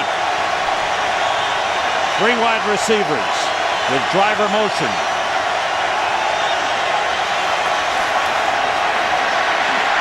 And Rodgers, as he was falling down, tried to hit Donald Driver, and the pass incomplete. Rondé Barber, who's been on Donald Driver all game. Quincy Black with help. And Rodgers just felt pressure right at the end and was kind of leaning back and falling backwards as he threw the ball. Yeah, Styles G. White has been getting after it now for about the last quarter and a half and winning that matchup against Chad Clifton. That was him bringing the pressure on Rodgers. 0-7 Bucks. Jeremy Capanos, who had one blocked earlier, gets it away. Good high kick. Fair catch called for by Clifton Smith at the 11-yard line.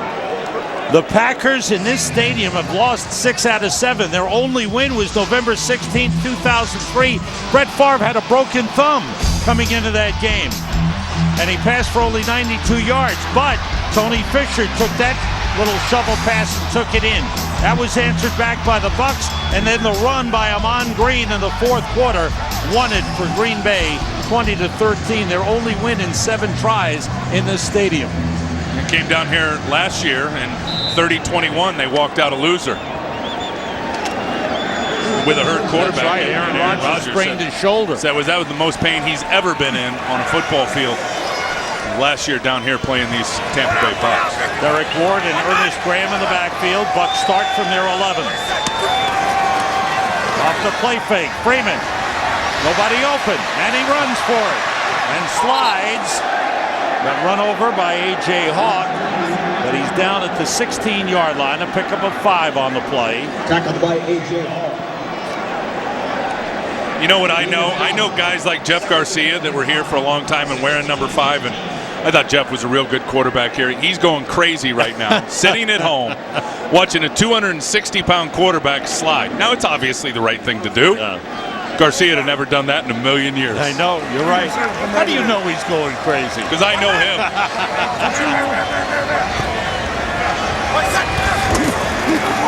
Derek Ward cut it back.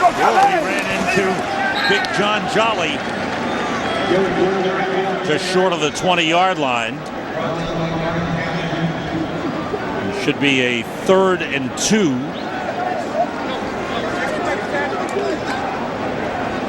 Late in the 3rd quarter, and the Bucks hanging in there. Defensive signals being sent in from the sideline. Bucks have been 3 and out on their previous 2 possessions. Sammy Strotter in as a 3rd wide receiver. Winslow shifts. Freeman throws, and it's batted away. Jarrett Bush with a good play. The pass intended for Sammy Strotter. And the Packers defense has come up big here in the 3rd quarter. Well, that's a late throw from the quarterback, Josh Freeman. You're going to throw an out route like that and probably benefit from the fact that it was Jarrett Bush and not Charles Woodson or Al Harris, because that ball was thrown late, which gave the defender, Jarrett Bush, time to turn the juice on and close the gap and get it back down. And speaking of Charles Woodson, he's done a great job on Kellen Winslow. He's covered him throughout the game. Dirk Johnson's punt. Tramon Williams from the 38. Trying to pick up a block or 2. Reverses. And the Bucks have him. A lot of running for Tramon Williams, but no yardage on the return. Next week, it's a big doubleheader day on Fox. Lions and Vikings, Bucks at the Dolphins, Saints and Rams, Falcons and Panthers, the big second game, Dallas Cowboys at the Green Bay Packers. It all starts with the Ford Drive 1 Fox NFL Sunday pregame show at noon Eastern, 9 Pacific. And the guys will be back from Afghanistan and back in the studio in LA. From the 38. Got to keep Glaze in the fatigues, though, for the rest of the year. You like that look, huh? Not really. Grant and Kuhn in the backfield. They shift Havener, the tight end, off the play fake. Rodgers gets plenty of time and finally finds Donald Driver on the sideline. Rondé Barber pushes him out. Barber upset with something. Maybe he felt Driver pushed off on him. I think that's exactly right, because he was turning around yelling at the side judge that you gotta help me out here. Driver picks up 16 on the play. Well, and Aaron Rodgers holds this one. Watch the sack clock down the left corner. He wanted out at 3. He's going to get it out at about 5 and still able to make a play. Good job by Donald Driver coming back to the football. 2 tight ends in for the Packers. Havener, one of them shifts. Bucks 47. Ryan Grant turns the corner and was taken out. Good play by Savvy Piscatelli. He closed quickly. And what looked like some running room for Ryan Grant shut down right away. Now that's what Sabby can do. You know, Sabby Piscatelli played this, two-match or quarter scheme that Jim Bates runs. He ran it at Oregon State. And he said he feels like, at least mentally, and it hasn't been easy for any of these guys, and I think that's been their biggest thing, is the communication and the mental breakdowns. But Sabby did feel like, at least from the neck up, he had somewhat of an advantage, Sam, under this Jim Bates, under this scheme, because he had played it before and was familiar with it from Oregon State. 3 wide receivers in. Amon Green in the backfield, takes the handoff. Good run by Amon Green. And he is ridden down from behind by Barrett Ruud, but he gets down to the 18-yard line.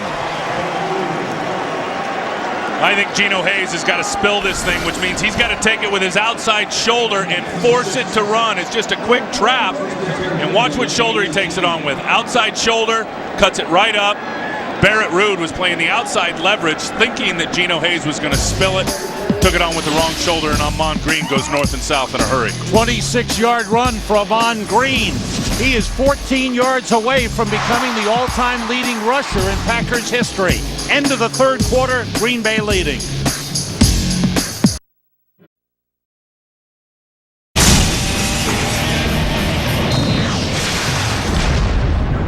Welcome back to Tampa. Sam Rosen, Tim Ryan, Chris Myers, glad you're with us.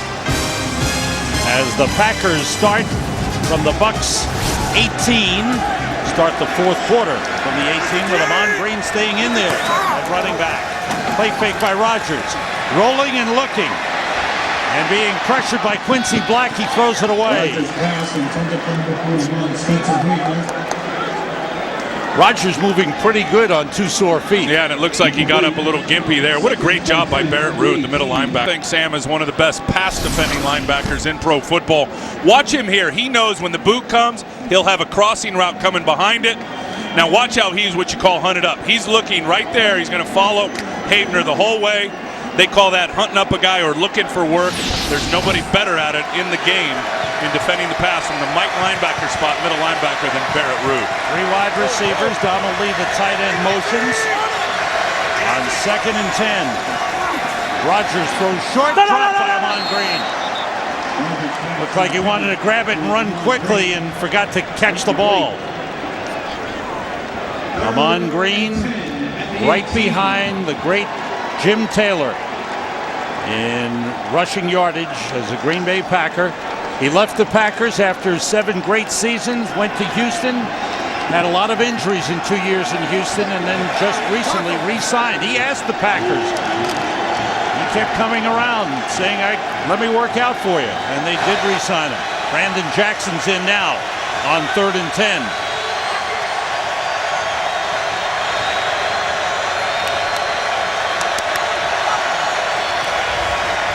Rodgers flushed out of the pocket, looking, throwing short, completes it to James Jones. And he's knocked out of bounds at the 7-yard line. And that'll be a first down. Nice play by Jones. Nice play by Aaron Rodgers as well, getting out of traffic, because Jimmy Wilkerson had some pretty good pressure coming from his left end spot. That was what I was talking about. Same thing with Barrett Ruud just a couple of plays ago, and doing a great job of knowing that crossing route was coming behind him. There was another example of it with Geno Hayes, really kind of in the same predicament, and was not able to hunt up the crossing route, and James Jones soon enough and got torched for a first down. Ryan Grant, who has a rushing touchdown, is back in the backfield. 1st and goal, Packers. Grant tripped up. Nice tackle on the play by Tenard Jackson, the safety, coming up. Make a good play. Terrific play, and here he is right here, and just as a run blitz, he's just going to come shoot the gap. Watch, he's going to start buzzing up. Bam! Just knocks that out right at the line of scrimmage. The Bucs have Michael Bennett and Tim Crowder on the defensive line. Byron Ely is in at wide receiver. This sign from the practice squad, 4 wide receivers for the Packers.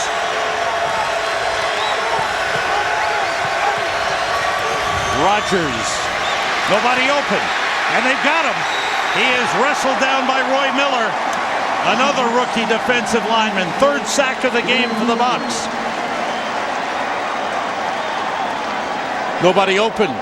Well, nobody to defend, because you got 3 defenders out here on 2 receivers. And they do a pretty good job running a little stick on the slot guy, and then watch Roy Miller, who's going to get inside of Darren College and then beat Scott Wells for the sack. And they like this guy. I mean, we were talking to Hovan about Roy Miller. He said he's going to have a, obviously, depending on health, but a 10-year career in front of him. Short, quick, and thick, just the way they like him here in Tampa up front. 3rd and goal from the 12, and one of the officials comes in. The Bucs had called the timeout. Check the personnel on the field with the Packers threatening.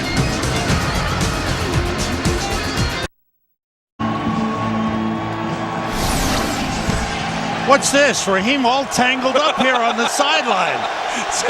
Can we get him a wireless headset for Christmas? He's trying to coach a football game. He can't be all tangled up. 3rd and goal from the 12. 6 defensive backs for the Bucs. Rodgers steps up. And he's got room to run. Inside the 5, he takes it in. The Bucs dropped off in coverage and left it wide open, and Aaron Rodgers finally decided, you know what, there's too much room to wait. And I believe that's the first time all year that they have taken a sack on a drive and then been able to finish the drive with a touchdown. Aaron Rodgers made up for that sack himself. 2nd rushing touchdown of the season for Aaron Rodgers. That is Styles G. White getting up slowly and hurting. Here's Greg White here. You got Jimmy Wilkerson drops back in coverage, and now it's just him and Aaron Rodgers in the open field, and Aaron just jukes him out of his shoes. Jimmy's got to watch the belt buckle there. He's spying the quarterback. He's coming out of his defensive tackle position, dropping into coverage, and really ends up being the secondary contain guy or spy guy on Aaron Rodgers. Aaron saw the mismatch in the open field, threw a little juke on him, and punched it in for a touchdown. And Styles G. White goes off with a little limp for Aaron Rodgers. Big touchdown for the Packers, as it gives them some breathing room. Not that Mike McCarthy is happy with the closeness of this game. And here is Mason Crosby for the extra point. 9-play, 62-yard drive for the Packers. Ends with a 12-yard touchdown run by Aaron Rodgers. Known for his passing, but he's quite an athlete. He ran it in, and he can celebrate. Aaron Rodgers coming up with a big play on 3rd down and goal, a 12-yard run. Nobody open. That was well covered. How about this one? First time that the Packers have scored a touchdown this season when they've allowed a sack on that drive. Mason Crosby kicks it off. Clifton Smith from the goal line. Finds a lane. Good return for Smith. Missed by the kicker. Cuts in and stays on his feet. And finally they catch up and take him down. Great return by Clifton Smith to the Packers 17-yard line. 83-yard return. The Packers got burned on kickoff returns last week by Minnesota, and here Clifton Smith with a big return. Yeah, and look at the block right there on Jarrett Bush. That ended up being the block. It was Corey Lynch, number 41, that was able to kick Jarrett Bush down inside, and then Clifton Smith, who is very, very good at returning kicks off to the races, and some good angles by the Packers, but Clifton Smith, as clever and as creative as he is, was able to squeeze about 15 extra yards out of that return. Matt Giordano caught up to take him down, but here are the Bucs. From the 17, Freeman with time, throwing short to Derek Ward. Ward, who scored earlier, takes it down to the 7-yard line. Looks like he's got just enough for a first down. And Aaron Campman in coverage again. And people have done it this year, and they're doing it today. We saw Campman get beat with a touchdown. We saw him go after him on a big 3rd down. Campman is all the way out of your screen out here. He's at the 2nd level, and he's dropping to the hook. He's dropping hook to flat. And all that happens is Derek Ward goes out there and just cuts right off of him, gets to his outside, and cuts to the outside. And Campman is having trouble in coverage. And you can't blame him. I mean, that guy is a finely tuned athlete to be a defensive end. Not an outside linebacker, Sam, that drops into coverage. 2 tight ends, Kellen Winslow and John Gilmore. 1st and goal from the 7. Off the play fake. Freeman looking, throwing, and it's deflected away. Intended for Brian Clark. Charles Woodson got the hand on it. And it looked like Clark had a little bit of a lead on Woodson here. He did, and the ball was thrown behind him. And you see here, I mean, there's the ball is just, and I know that Josh Freeman saw Nick Collins coming over from the safety position and didn't want to lead Brian Clark that much, but certainly did not get the ball out in front of him just enough to where Woodson could not get the pass breakup. Good play by Charles. Derek Ward and Ernest Graham in the backfield with Josh Freeman. Freeman has time. Nobody open, and he's running for it. Decides to throw, and it's caught by Kellen Winslow for a touchdown.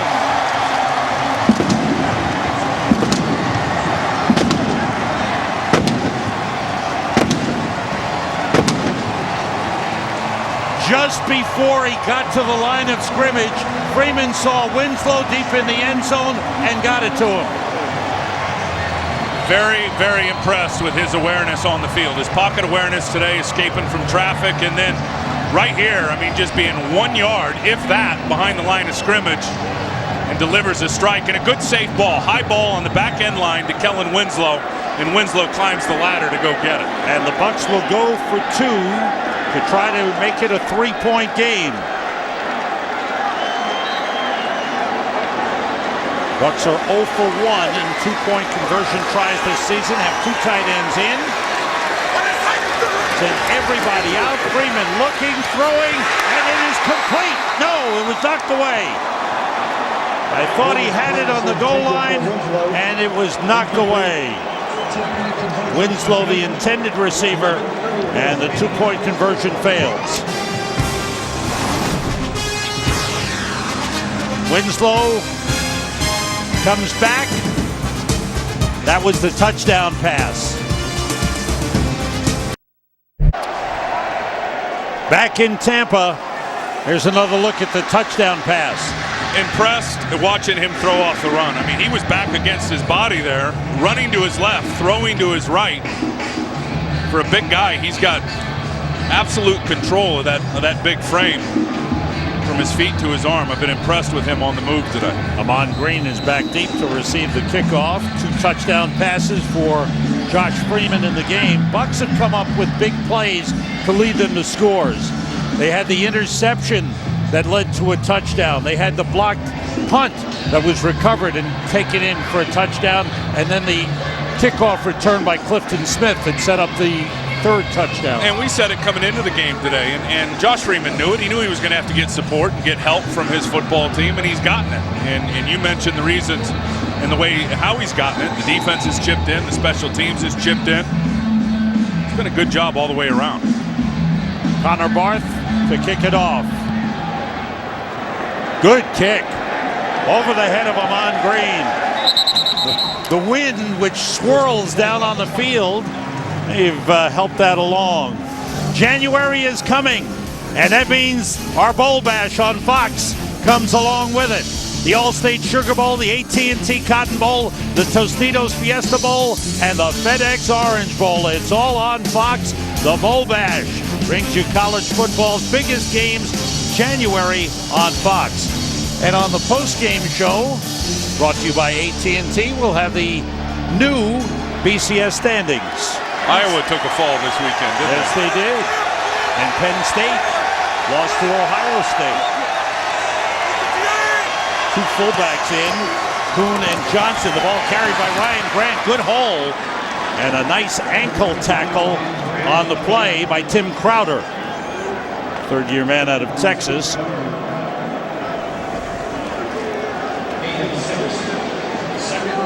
Bucs defense. It's a lot of points given up. And it's all been the big plays. Yeah. The big plays have absolutely crushed them. There's a big part of me, and I've been so used to watching him play such good defense for so long. I'd like to see him get back to some of the old zone stuff. Keep it all in front of you and just come up and rally up and make tackles. Big plays have been a major problem. 2nd and 4, Ryan Grant. That's a 1st down. Grant running hard. He got a little rest on the last series, but Amon Green came in, and then he looks pretty fresh. The guy who's always fresh is Chris Myers. Well, Sam, Mike McCarthy said there are 4 or 5 plays our quarterback needs to make with his feet during this game. And again, Aaron Rodgers, because of a toe and foot injury, has a steel plate orthotic in each of his shoes. But even old Leadfoot, after that touchdown run, inspired the team. And again, this is where he thinks he has an edge because of his conditioning even late in the game. Well, we talked about that earlier, Chris. You're right. Haefner, the second tight end, fifth. Ryan Grant closing in on 100 yards. Gets up to the 36-yard line. Pick up a 4 on the play. He's got 21 carries for 96 yards, does Ryan Grant. And look, as much as Brett Favre was revered and respected and everything else for all the great years in Green Bay, and no doubt they were, they love this guy. The players, the coaches, just Aaron Rodgers as a teammate, Sam, and listening to the guys that play with him say he's just one of the guys. He's hanging out. He's always with the fellas. He's going out with the fellas. Just really appreciate that relationship, that camaraderie they have with Aaron Rodgers. Amon Green in at tailback on the carry. And Green fights his way up across the 45-yard line.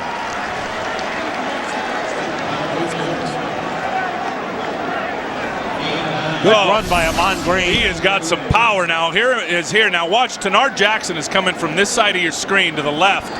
He's going to come over to the right, and watch, he's going to try just to deliver a shot. Broken tackle, 1, 2, 3, bam! And look at him just bounce. 9-yard pickup off of Amon Green. And he is 5 yards away from becoming the all-time leading rusher for the Green Bay Packers. Stays in. And he carries a couple of yards up to the 48-yard line. Now, once again, the Packers with the lead, 5-point lead, controlling the football and using the ground game. This is where they'll need the ground game, and this is where they'll need the ground game as the season goes on. We talked about it earlier when the weather changes and starts to get cold, and they're absolutely going to need production from Amon Green and the backup running back. And frankly, it's been far too few and far in between with the production they've gotten out of that guy. Packers have rushed for 168 yards in the game. Amon Green, 43. And John Kuhn in the backfield.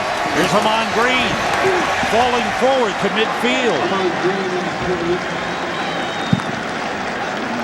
And he's spotted just short of the midfield line. It'll bring up a third and about 5. It's very close. He's coming to the sideline. They have given him credit for 2 yards. He has 45 yards, and with that run, he is now the Green Bay Packers' all-time leading rusher. How about that? How about the first guy congratulating him, Edgar Bennett, his running back coach, who was also terrific back with the Packers. Brandon Jackson in the backfield. 3rd and 5. Rodgers throws high for Spencer Haefner. There was late pressure, and from Styles White. Well, you think about one of the greats, there he is. Look at that face. That's the face of a football player, one of the toughest to ever play the game. Jimmy Taylor, he was a rock. You hit him, and you bounced off. Jimmy Taylor, what a great running back. The championship years of the Green Bay Packers in 61 and 62. He was something special. And now Amon Green has passed it. On the return, Clifton Smith got tripped up. That's a big tackle by John Kuhn. A one-hand tackle. Amon Green, he's on top of the running record. So how about this? The Bucs 5 points away, and Josh Freeman, in his first NFL start, a chance to be a hero here. If he can lead his team down to it for a touchdown. Cadillac Williams in the backfield. And they shift. Hey, in and out. Hey, what you got? In and out, box. 2 tight ends. Freeman throwing for Winslow, and he holds on. Beautiful catch by Kellen Winslow. He's out of bounds at the 49-yard line. That is a big-time throw from Josh Freeman. You got to love the kid's poise right now. I mean, he is very poised. He's not even at 50% completion percentage, but he sees this cover too. He sees right where that soft spot's going to be, behind the corner and on the outside of the safety. and delivers Sam an absolutely perfect throw with just enough velocity. And that time Charles Woodson wasn't on him.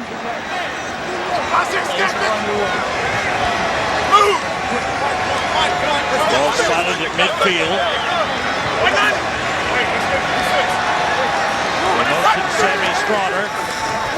They pick up the blitz and Freeman throws, and it's intercepted by A.J. Hawk. There's a flag down in the Green Bay secondary. This will be a huge call.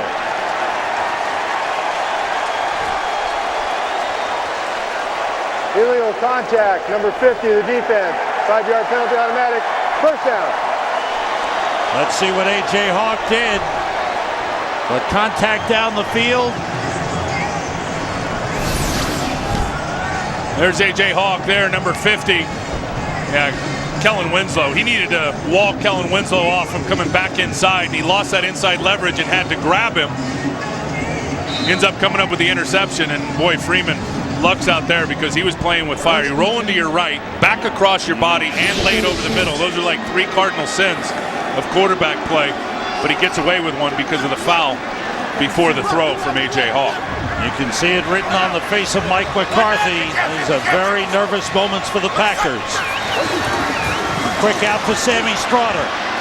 And he's brought down at the 43-yard line. A gain of 2 on the play. Well, he's got to break that to the outside. Michael Clayton had an outstanding block, sealing down the defender. Clayton caught that, just that quick little hitch. Clayton had the guy all sealed up. And then Strawder cut back inside to where all the defenders were. They go with 2 tight ends, Winslow and Stevens. Clayton and Stovall, the wideouts. And Cadillac Williams in the backfield.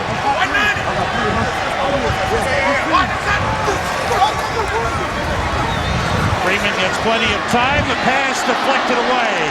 Intended for Maurice Stovall, and Al Harris stepped up to break it up. Yeah, and he's telling the quarterback, you better be careful. Don't try that with me. You don't try that, kid. Come on, Rook. Al Harris, I've been in the league 12 years. Well, in bad location from the quarterback. That ball's got to be to the outside of Maurice Stovall. And it wasn't. I mean, it was to the inside shoulder, and he's very, very lucky, Freeman, that Al Harris didn't pick that off. I'm wondering if the wind might be affecting a throw like that. I'm not sure. There is a lot of wind out on the field. 3 wide receivers in. Brian Clark in as the third. 3rd and 7. Freeman, big rush. Puts it up deep. Great adjustment by Clayton, who makes the catch at the 13-yard line. And that time it was Al Harris who got fooled on the play, but Clayton makes a great play. Well, and it starts with a good block. Watch Carnell Williams. Here comes the blitz. They're able to pick it up just long enough. Cadillac gets a nice block right there on Charles Woodson. And then Clayton's adjustment on the ball. Good to see him make a play because, and I think the wind did affect that one, and it pulled the ball up and brought it back. Clayton able to adjust and get under Al Harris, what ended up being a terrific, terrific catch. 29-yard pickup. 2 tight ends in. From the 13, Williams. Nice little cutback. Gets down to the 7-yard line. He picked up 6 on the play. A.J. Hawk made the tackle on Cadillac Williams. You know, no matter how this turns out, you got to be happy with Josh Freeman if you're a Tampa Bay fan in the future. I mean, I think this drive is a microcosm of him being young, but at the same time having a lot of upside, because you've seen some ugly plays in this game on that drive and this drive included, but you've also seen some real highlights, Sam, when he's able to extend plays and make plays. It's going to be his team. 2nd and 4 from the 7. Freeman swings it out to Cadillac Williams. Never got a handle on it. It's incomplete. Nick Barnett got a piece of Cadillac Williams to help break up the play. It brings up a 3rd and 4 from the Packers' 7-yard line. Aaron Campman has gone to the sideline. We're told he's suffered a head injury, and Brady Papinga, number 51, has replaced him. 2 tight ends, Kellen Winslow and Jeremy Stevens. Cadillac Williams in the backfield. Freeman with time, throws, and the dropped and incomplete. Would have been incomplete. Clayton with a good effort, but was falling over the end line. So now what do? Do you take 3 and hope you get the ball back, or do you go for it on 4th down? Ooh, I say go for 3. yeah, I say you kick the field goal and go play some defense. Absolutely. And we've seen Raheem Morris pass up points more than once this year with this team that is yet to win a football game. He's going for it. They can make a 1st down at the 3-yard line. 4th and 4. Clayton, Straughter, and Clark, 3 wide receivers.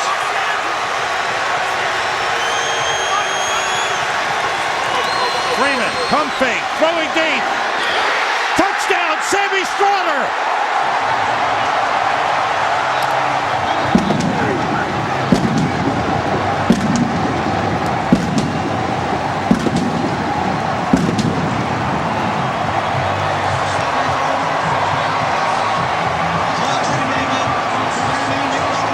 What do we know? The coach knows better. Well, he's got confidence in both of those guys. Sammy Straughter targeted a lot. And when you look at Straughter last week, he came up with some big catches. Has had none bigger in his pro career than that one, and a terrific job by Freeman on the pump fake and just having Jarrett Bush bite on it, and then throws a perfect laser to the corner of the end zone for Straughter. First NFL receiving touchdown for Sammy Straughter. They go for 2 to try and make it a 3-point lead. Freeman. Plenty of time, nobody open. Now he throws. He's got a man. Michael Clayton.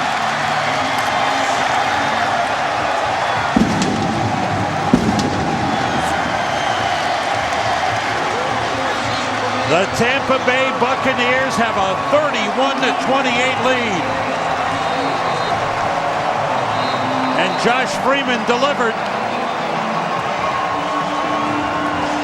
Unbelievable. The 21-year-old quarterback came through.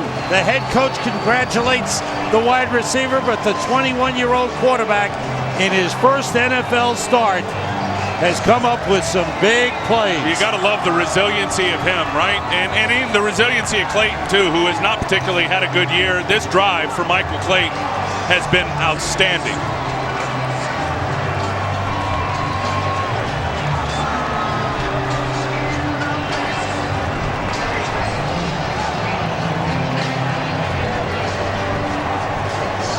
We welcome those of you who've just been watching Washington and Atlanta. Atlanta winning 31-17. Sam Rosen, Tim Ryan, Chris Myers here in Tampa, where the Tampa Bay Buccaneers have just marched down the field and scored a go-ahead touchdown led by their first-round draft pick and rookie quarterback Josh Freeman, who on a 4th and 4 threw a touchdown pass to Sammy Straughter, and they completed a 2-point conversion and lead by 3.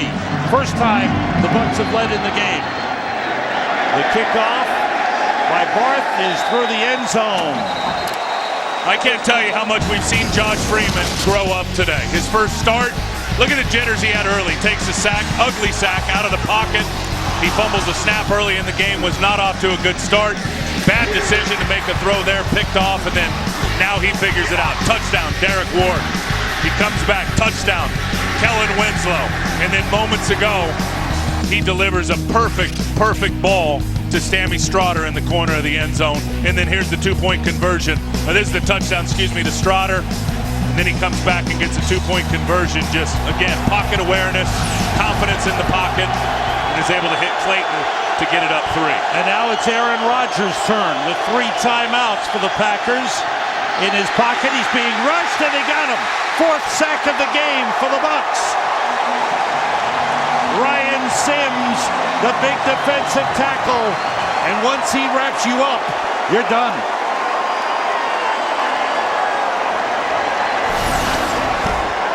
Here's the big fella right here. He's on Josh Sitton.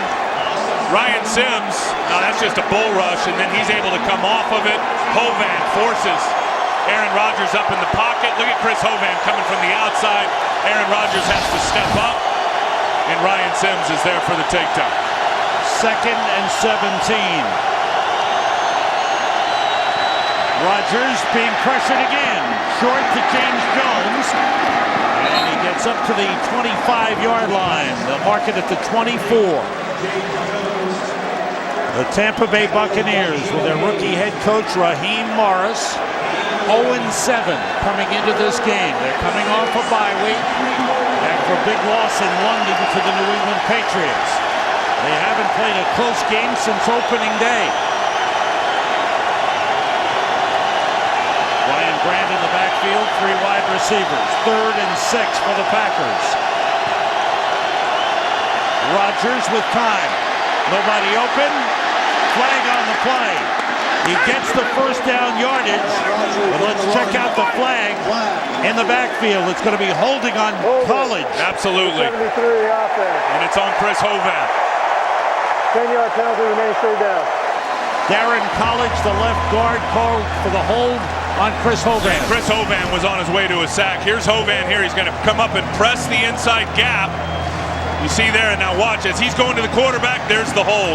And Darren College tried to pull his hands away at the last second. I didn't do anything. But right there in front of Peter Morelli, he's going to call that one every time.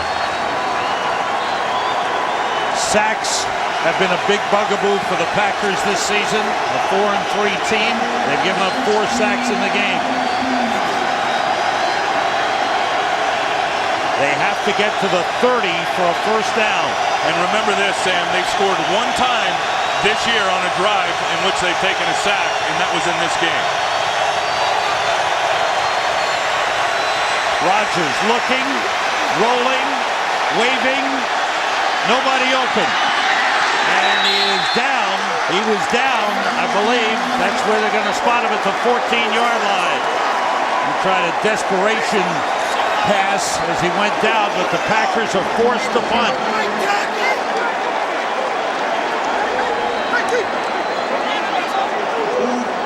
And that's what you were mentioning.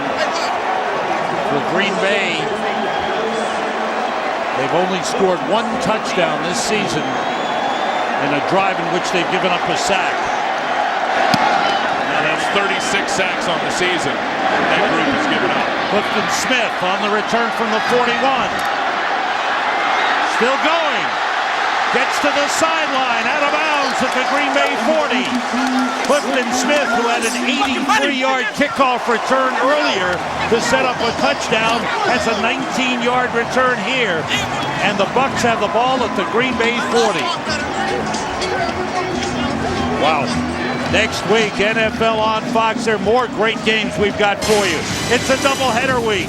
The Lions and the Vikings in a big matchup. The Bucs will be at Miami. The Saints will be in St. Louis, and the Falcons take on the Panthers. Second game, Dallas at Green Bay. That's a good one. And it all begins with a Ford Drive 1 Fox NFL Sunday pregame show at noon Eastern, 9 Pacific. The Tampa Bay Buccaneers, they've lost 11 games in a row dating back to last season. Looking for their first win this year. Cadillac Williams, Ernest Graham in the backfield. It's Cadillac. And still fighting.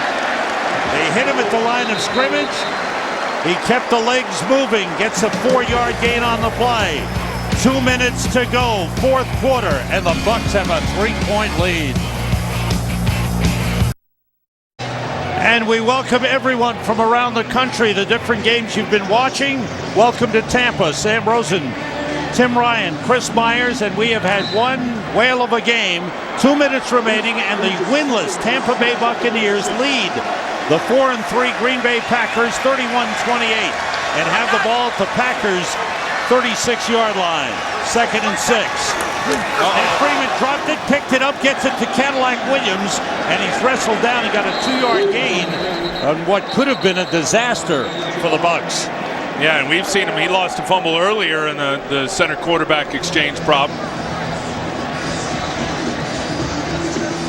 That's Josh Freeman, the first-round draft pick in his first NFL start, and he has brought his team from behind. They were down by 11, and he brought them back. When they were down 5, he threw a couple of touchdown passes in this second half. That was the 2-point conversion following a touchdown pass to Sammy Stroughter, which gave the Bucs the lead. The Packers with their usual 383 yards total offense. However, Aaron Rodgers has been sacked 4 times and thrown 2 interceptions. And you can see there that Josh Freeman has had some help. I mean, the special teams have come through. Clifton Smith had a big return. Rondé Barber, after Geno Hayes blocked a punt early in the game, Rondé Barber picked it up and ran in the end zone for a touchdown. 3rd and 4, they keep it on the ground. Cadillac Williams down to the 31, a yard short of the first down. The ball popped loose, but it's ruled down. Tough decision here now for Raheem Morris. The Packers have used their 2nd timeout. The rookie head coach looking for his first win, Raheem Morris. This is going to be 3rd and awfully short. They haven't had a lot out of their kicking game. Now they did get a field goal today. And it's going to be 4th and awfully short, Sam. So do you kick the field goal and go up 6? Or do you try to get the first down right here and end the game? Well, his kicker is 1 for 2. A field goal try would probably be 49 yards. And then a touchdown still beats you. Well, it has been a great day here in Tampa. They have honored the 1979 Bucs team, the first team to ever make the playoffs for Tampa Bay. Leroy Selman, a Hall of Famer, the only Tampa Bay Buccaneer Hall of Famer, was honored by becoming the first man in the new Ring of Honor here in Tampa. And then Josh Freeman in his 2nd NFL game, his first NFL start, the 1st-round draft pick out of Kansas State, the 3rd quarterback chosen in the NFL draft, 17th overall. And he is giving the Bucs and their fans a vision of the future. There are some real good bright spots. The numbers aren't perfect by any means, but he's come up with big plays, and he took the team on a 72-yard touchdown drive to get them the lead. Now they're going for it. 4th and half a yard with Cadillac Williams and Ernest Graham in the backfield.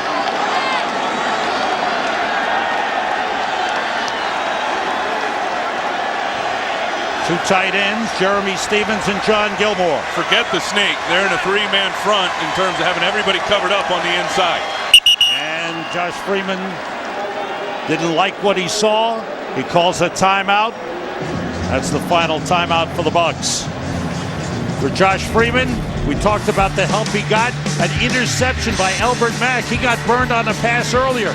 This is Geno Hayes with a punt block and recovered by Rondé Barber for his 14th career touchdown. Clifton Smith with an 83-yard kickoff return. That led to a touchdown. All those plays leading to touchdowns for the Bucs. It's been a great team effort. And let's also not forget about the sacks for them defensively and how they got after it. They came into this game, you know, with barely 2 handfuls of sacks. 11 sacks coming into the game. They've had 5 in this one against the Green Bay Packers. So the defensive line has clearly done their job at the biggest spots with the game on the line. Well, right now the game is on the line for the Packers. They need a hold. 2 backs, 2 tight ends. 4th and 1.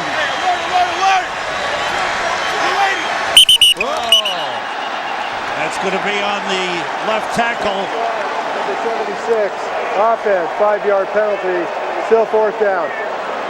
The left guard, Jeremy Zuta. Now you got a punt. Yep. Well, that takes all the decision-making out. Donald Penn there. And he and Zuta, the left guard. It was Zuta who went first, and then Donald Penn followed him.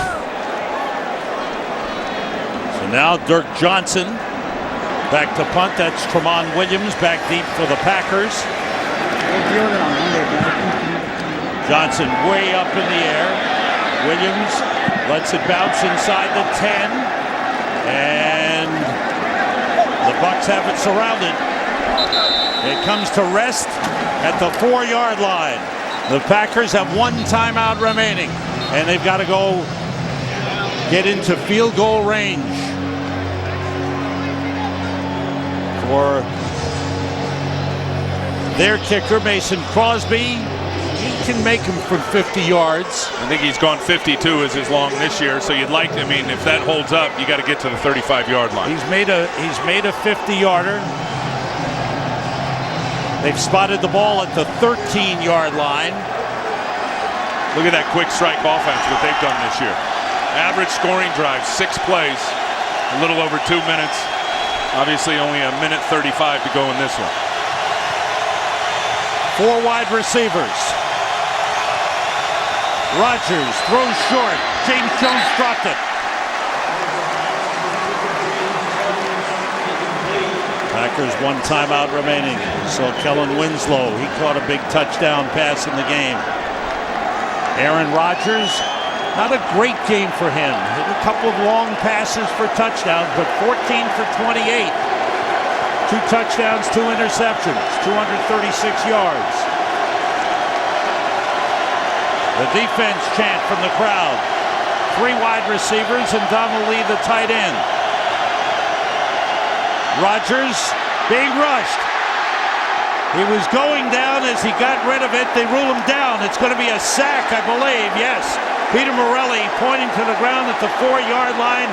Sack number 6 in the game for the Bucs. Styles White got it. Wow, and he just bull rushes. Watch what he does here. He's out here at right end. Watch Styles White on Chad Clifton. Just going to push down inside and then bull rush Darren College right into the quarterback. And it did look like Aaron Rodgers' knee was down when he threw it. From the end zone, the pass to James Jones at the 10, and the Bucs have him.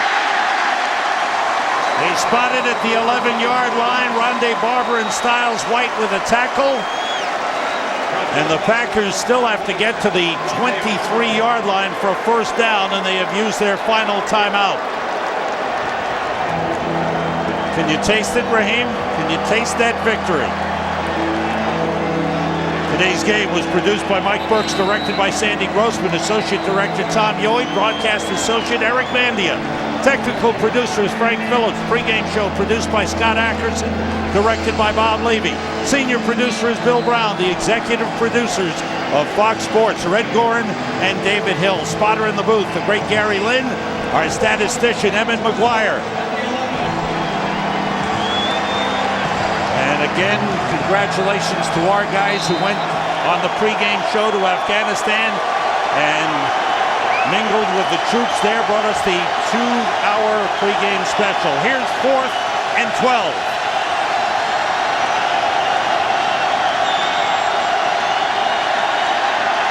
Rodgers, nobody coming open, and that pass tipped and intercepted. Being brought back by Tenard Jackson. Heading for the end zone. Touchdown!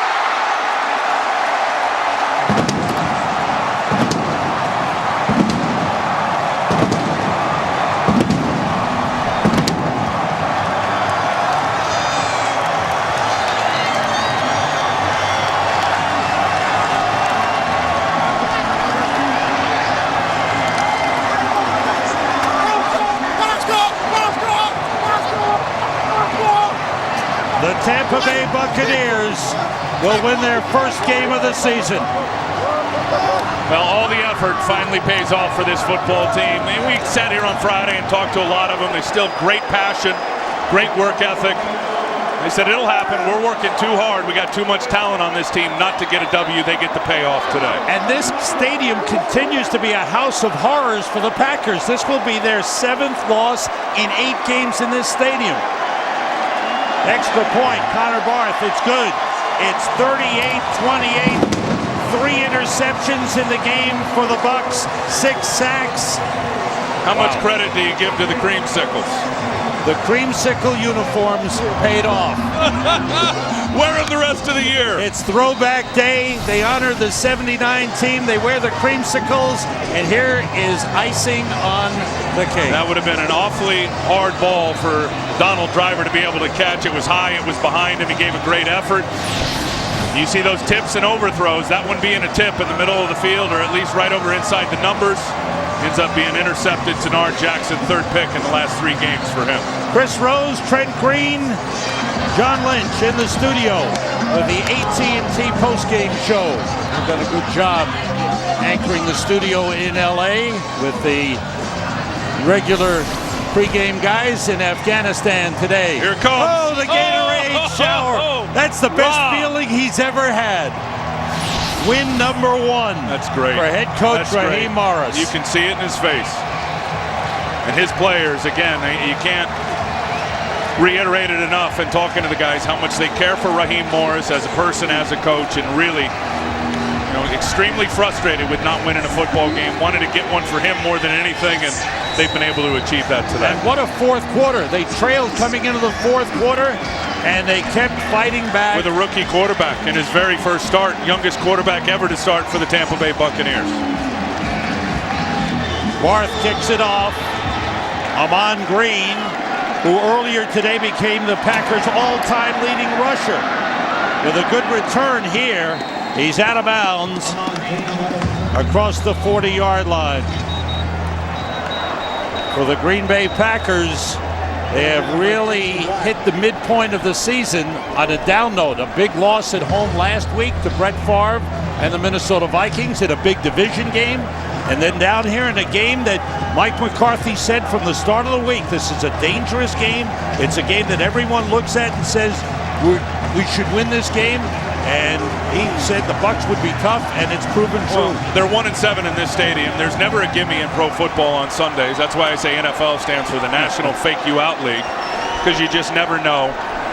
And look, Green Bay's out of sorts. That offensive line, you look at the 6 sacks they gave up today, that's 37 sacks on the season. They will not go far, Sam, unless they get better up front. They reached the midway point of the season, 4-4. Rodgers rolling and throwing, completing to Greg Jennings, shoved out of bounds at the Bucs' 44-yard line. The Packers are out of timeouts, but they need 2 scores. Rondé Barber had a big touchdown. And for the Packers, next week, the second game of our Fox NFL doubleheader against the Dallas Cowboys. The week after, San Francisco at Green Bay. Then the short week, Thanksgiving Day in Detroit, and then back home against Baltimore and at Chicago. 3 of the 5 with winning records. Tough schedule for the Pack. Rodgers rolls and throws it away. 16 seconds left. The Tampa Bay Buccaneers have started the march to the future with Josh Freeman at the helm. What a day. His family here from Kansas City. Mom, dad, brother, sister. And they've seen something special. The future starts out on the right foot. That's all you can say. He came up with big plays. Led them to 2 touchdowns in the fourth quarter, including that go-ahead score. I like the way he rebounded, Sam, with some of his mistakes early. I mean, it's not like he was off to a great start. He got it figured out. Made some terrific plays. Rodgers' pass incomplete. 11 seconds remaining in the game. And you can see the body language for the Packers. Huge disappointment for them. Smiles abound on the sideline of the Bucs. You know what's interesting, and to me, they're going to get better because they'll get Antonio Bryant back. They were without their best receiver today, Antonio Bryant, inactive with a knee injury, and still able to do what they were able to do with the rookie quarterback through the air. Impressive. A lot of contributions, both sides of the ball. No doubt. Special teams as well. 11 seconds to go to put it in the books. Everyone out, swing it out to Brandon Jackson. He goes to the sideline, out of bounds at the 35-yard line with 5 seconds to go.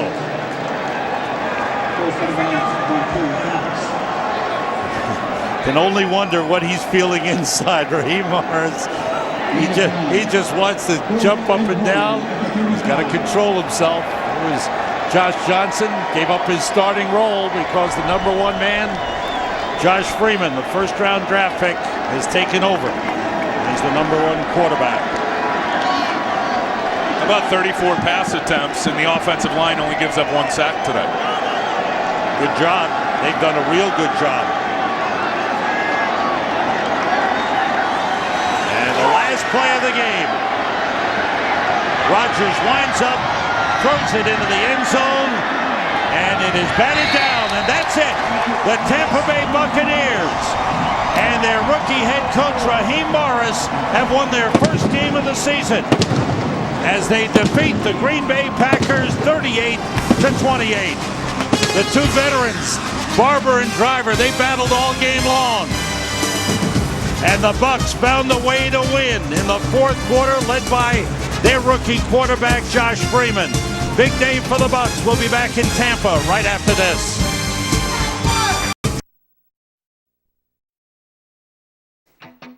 They got it done yesterday. In the orange popsicle. In the popsicle. You Raheem Morris coming off the bye. Maybe he needed that bye week to help his team out. What differences did you see in this game? I just saw a team that was really determined. And anytime you block a punt and score for a touchdown, that's great special teams play, but that puts your team, the momentum squarely on your shoulders, and you can use it to take advantage of that. Your thoughts on Josh Freeman in his first NFL start? I mean, the pump fake here, getting the corner to bite was a pretty good play. I thought he passed the eye test. Yeah, he did. Aaron Rodgers got sacked like 5 more times in this game, and Tampa Bay's defense really stepped up when it needed to. Tanar Jackson, just the clincher right there. Green Bay was desperate for something to happen, and Tampa wins it by 10. Raheem Morris, his first win as an NFL coach. Here he is, talking about it. Creamsicle uniforms, man. Into that 11-game losing streak, Josh Freeman coming in, his first NFL start. The stats, 14 of 31. He did have an interception, but 205 yards and 3 touchdowns. It seems like they made the right move. What impressed you about the youngster, and how can he improve? I thought from a resiliency standpoint that he really struggled in the beginning, but he was able to maintain his composure and get back into the groove and into the flow of the game. Made all the throws is one thing, but making them in the fourth quarter when your team needs you, I mean, that's what separates the good quarterbacks from the average ones. And this is a very good, not great, but good Packer defense, and the way he was able to distribute the ball, move in and out of the pocket, to me really showed me that he has nothing but upside for his abilities and for this Tampa Bay organization. What did this do for Raheem Morris? I mean, his team was struggling. He's a young head coach coming to the league, and they were just not winning at all. Get their first win. What's this do for him? Well,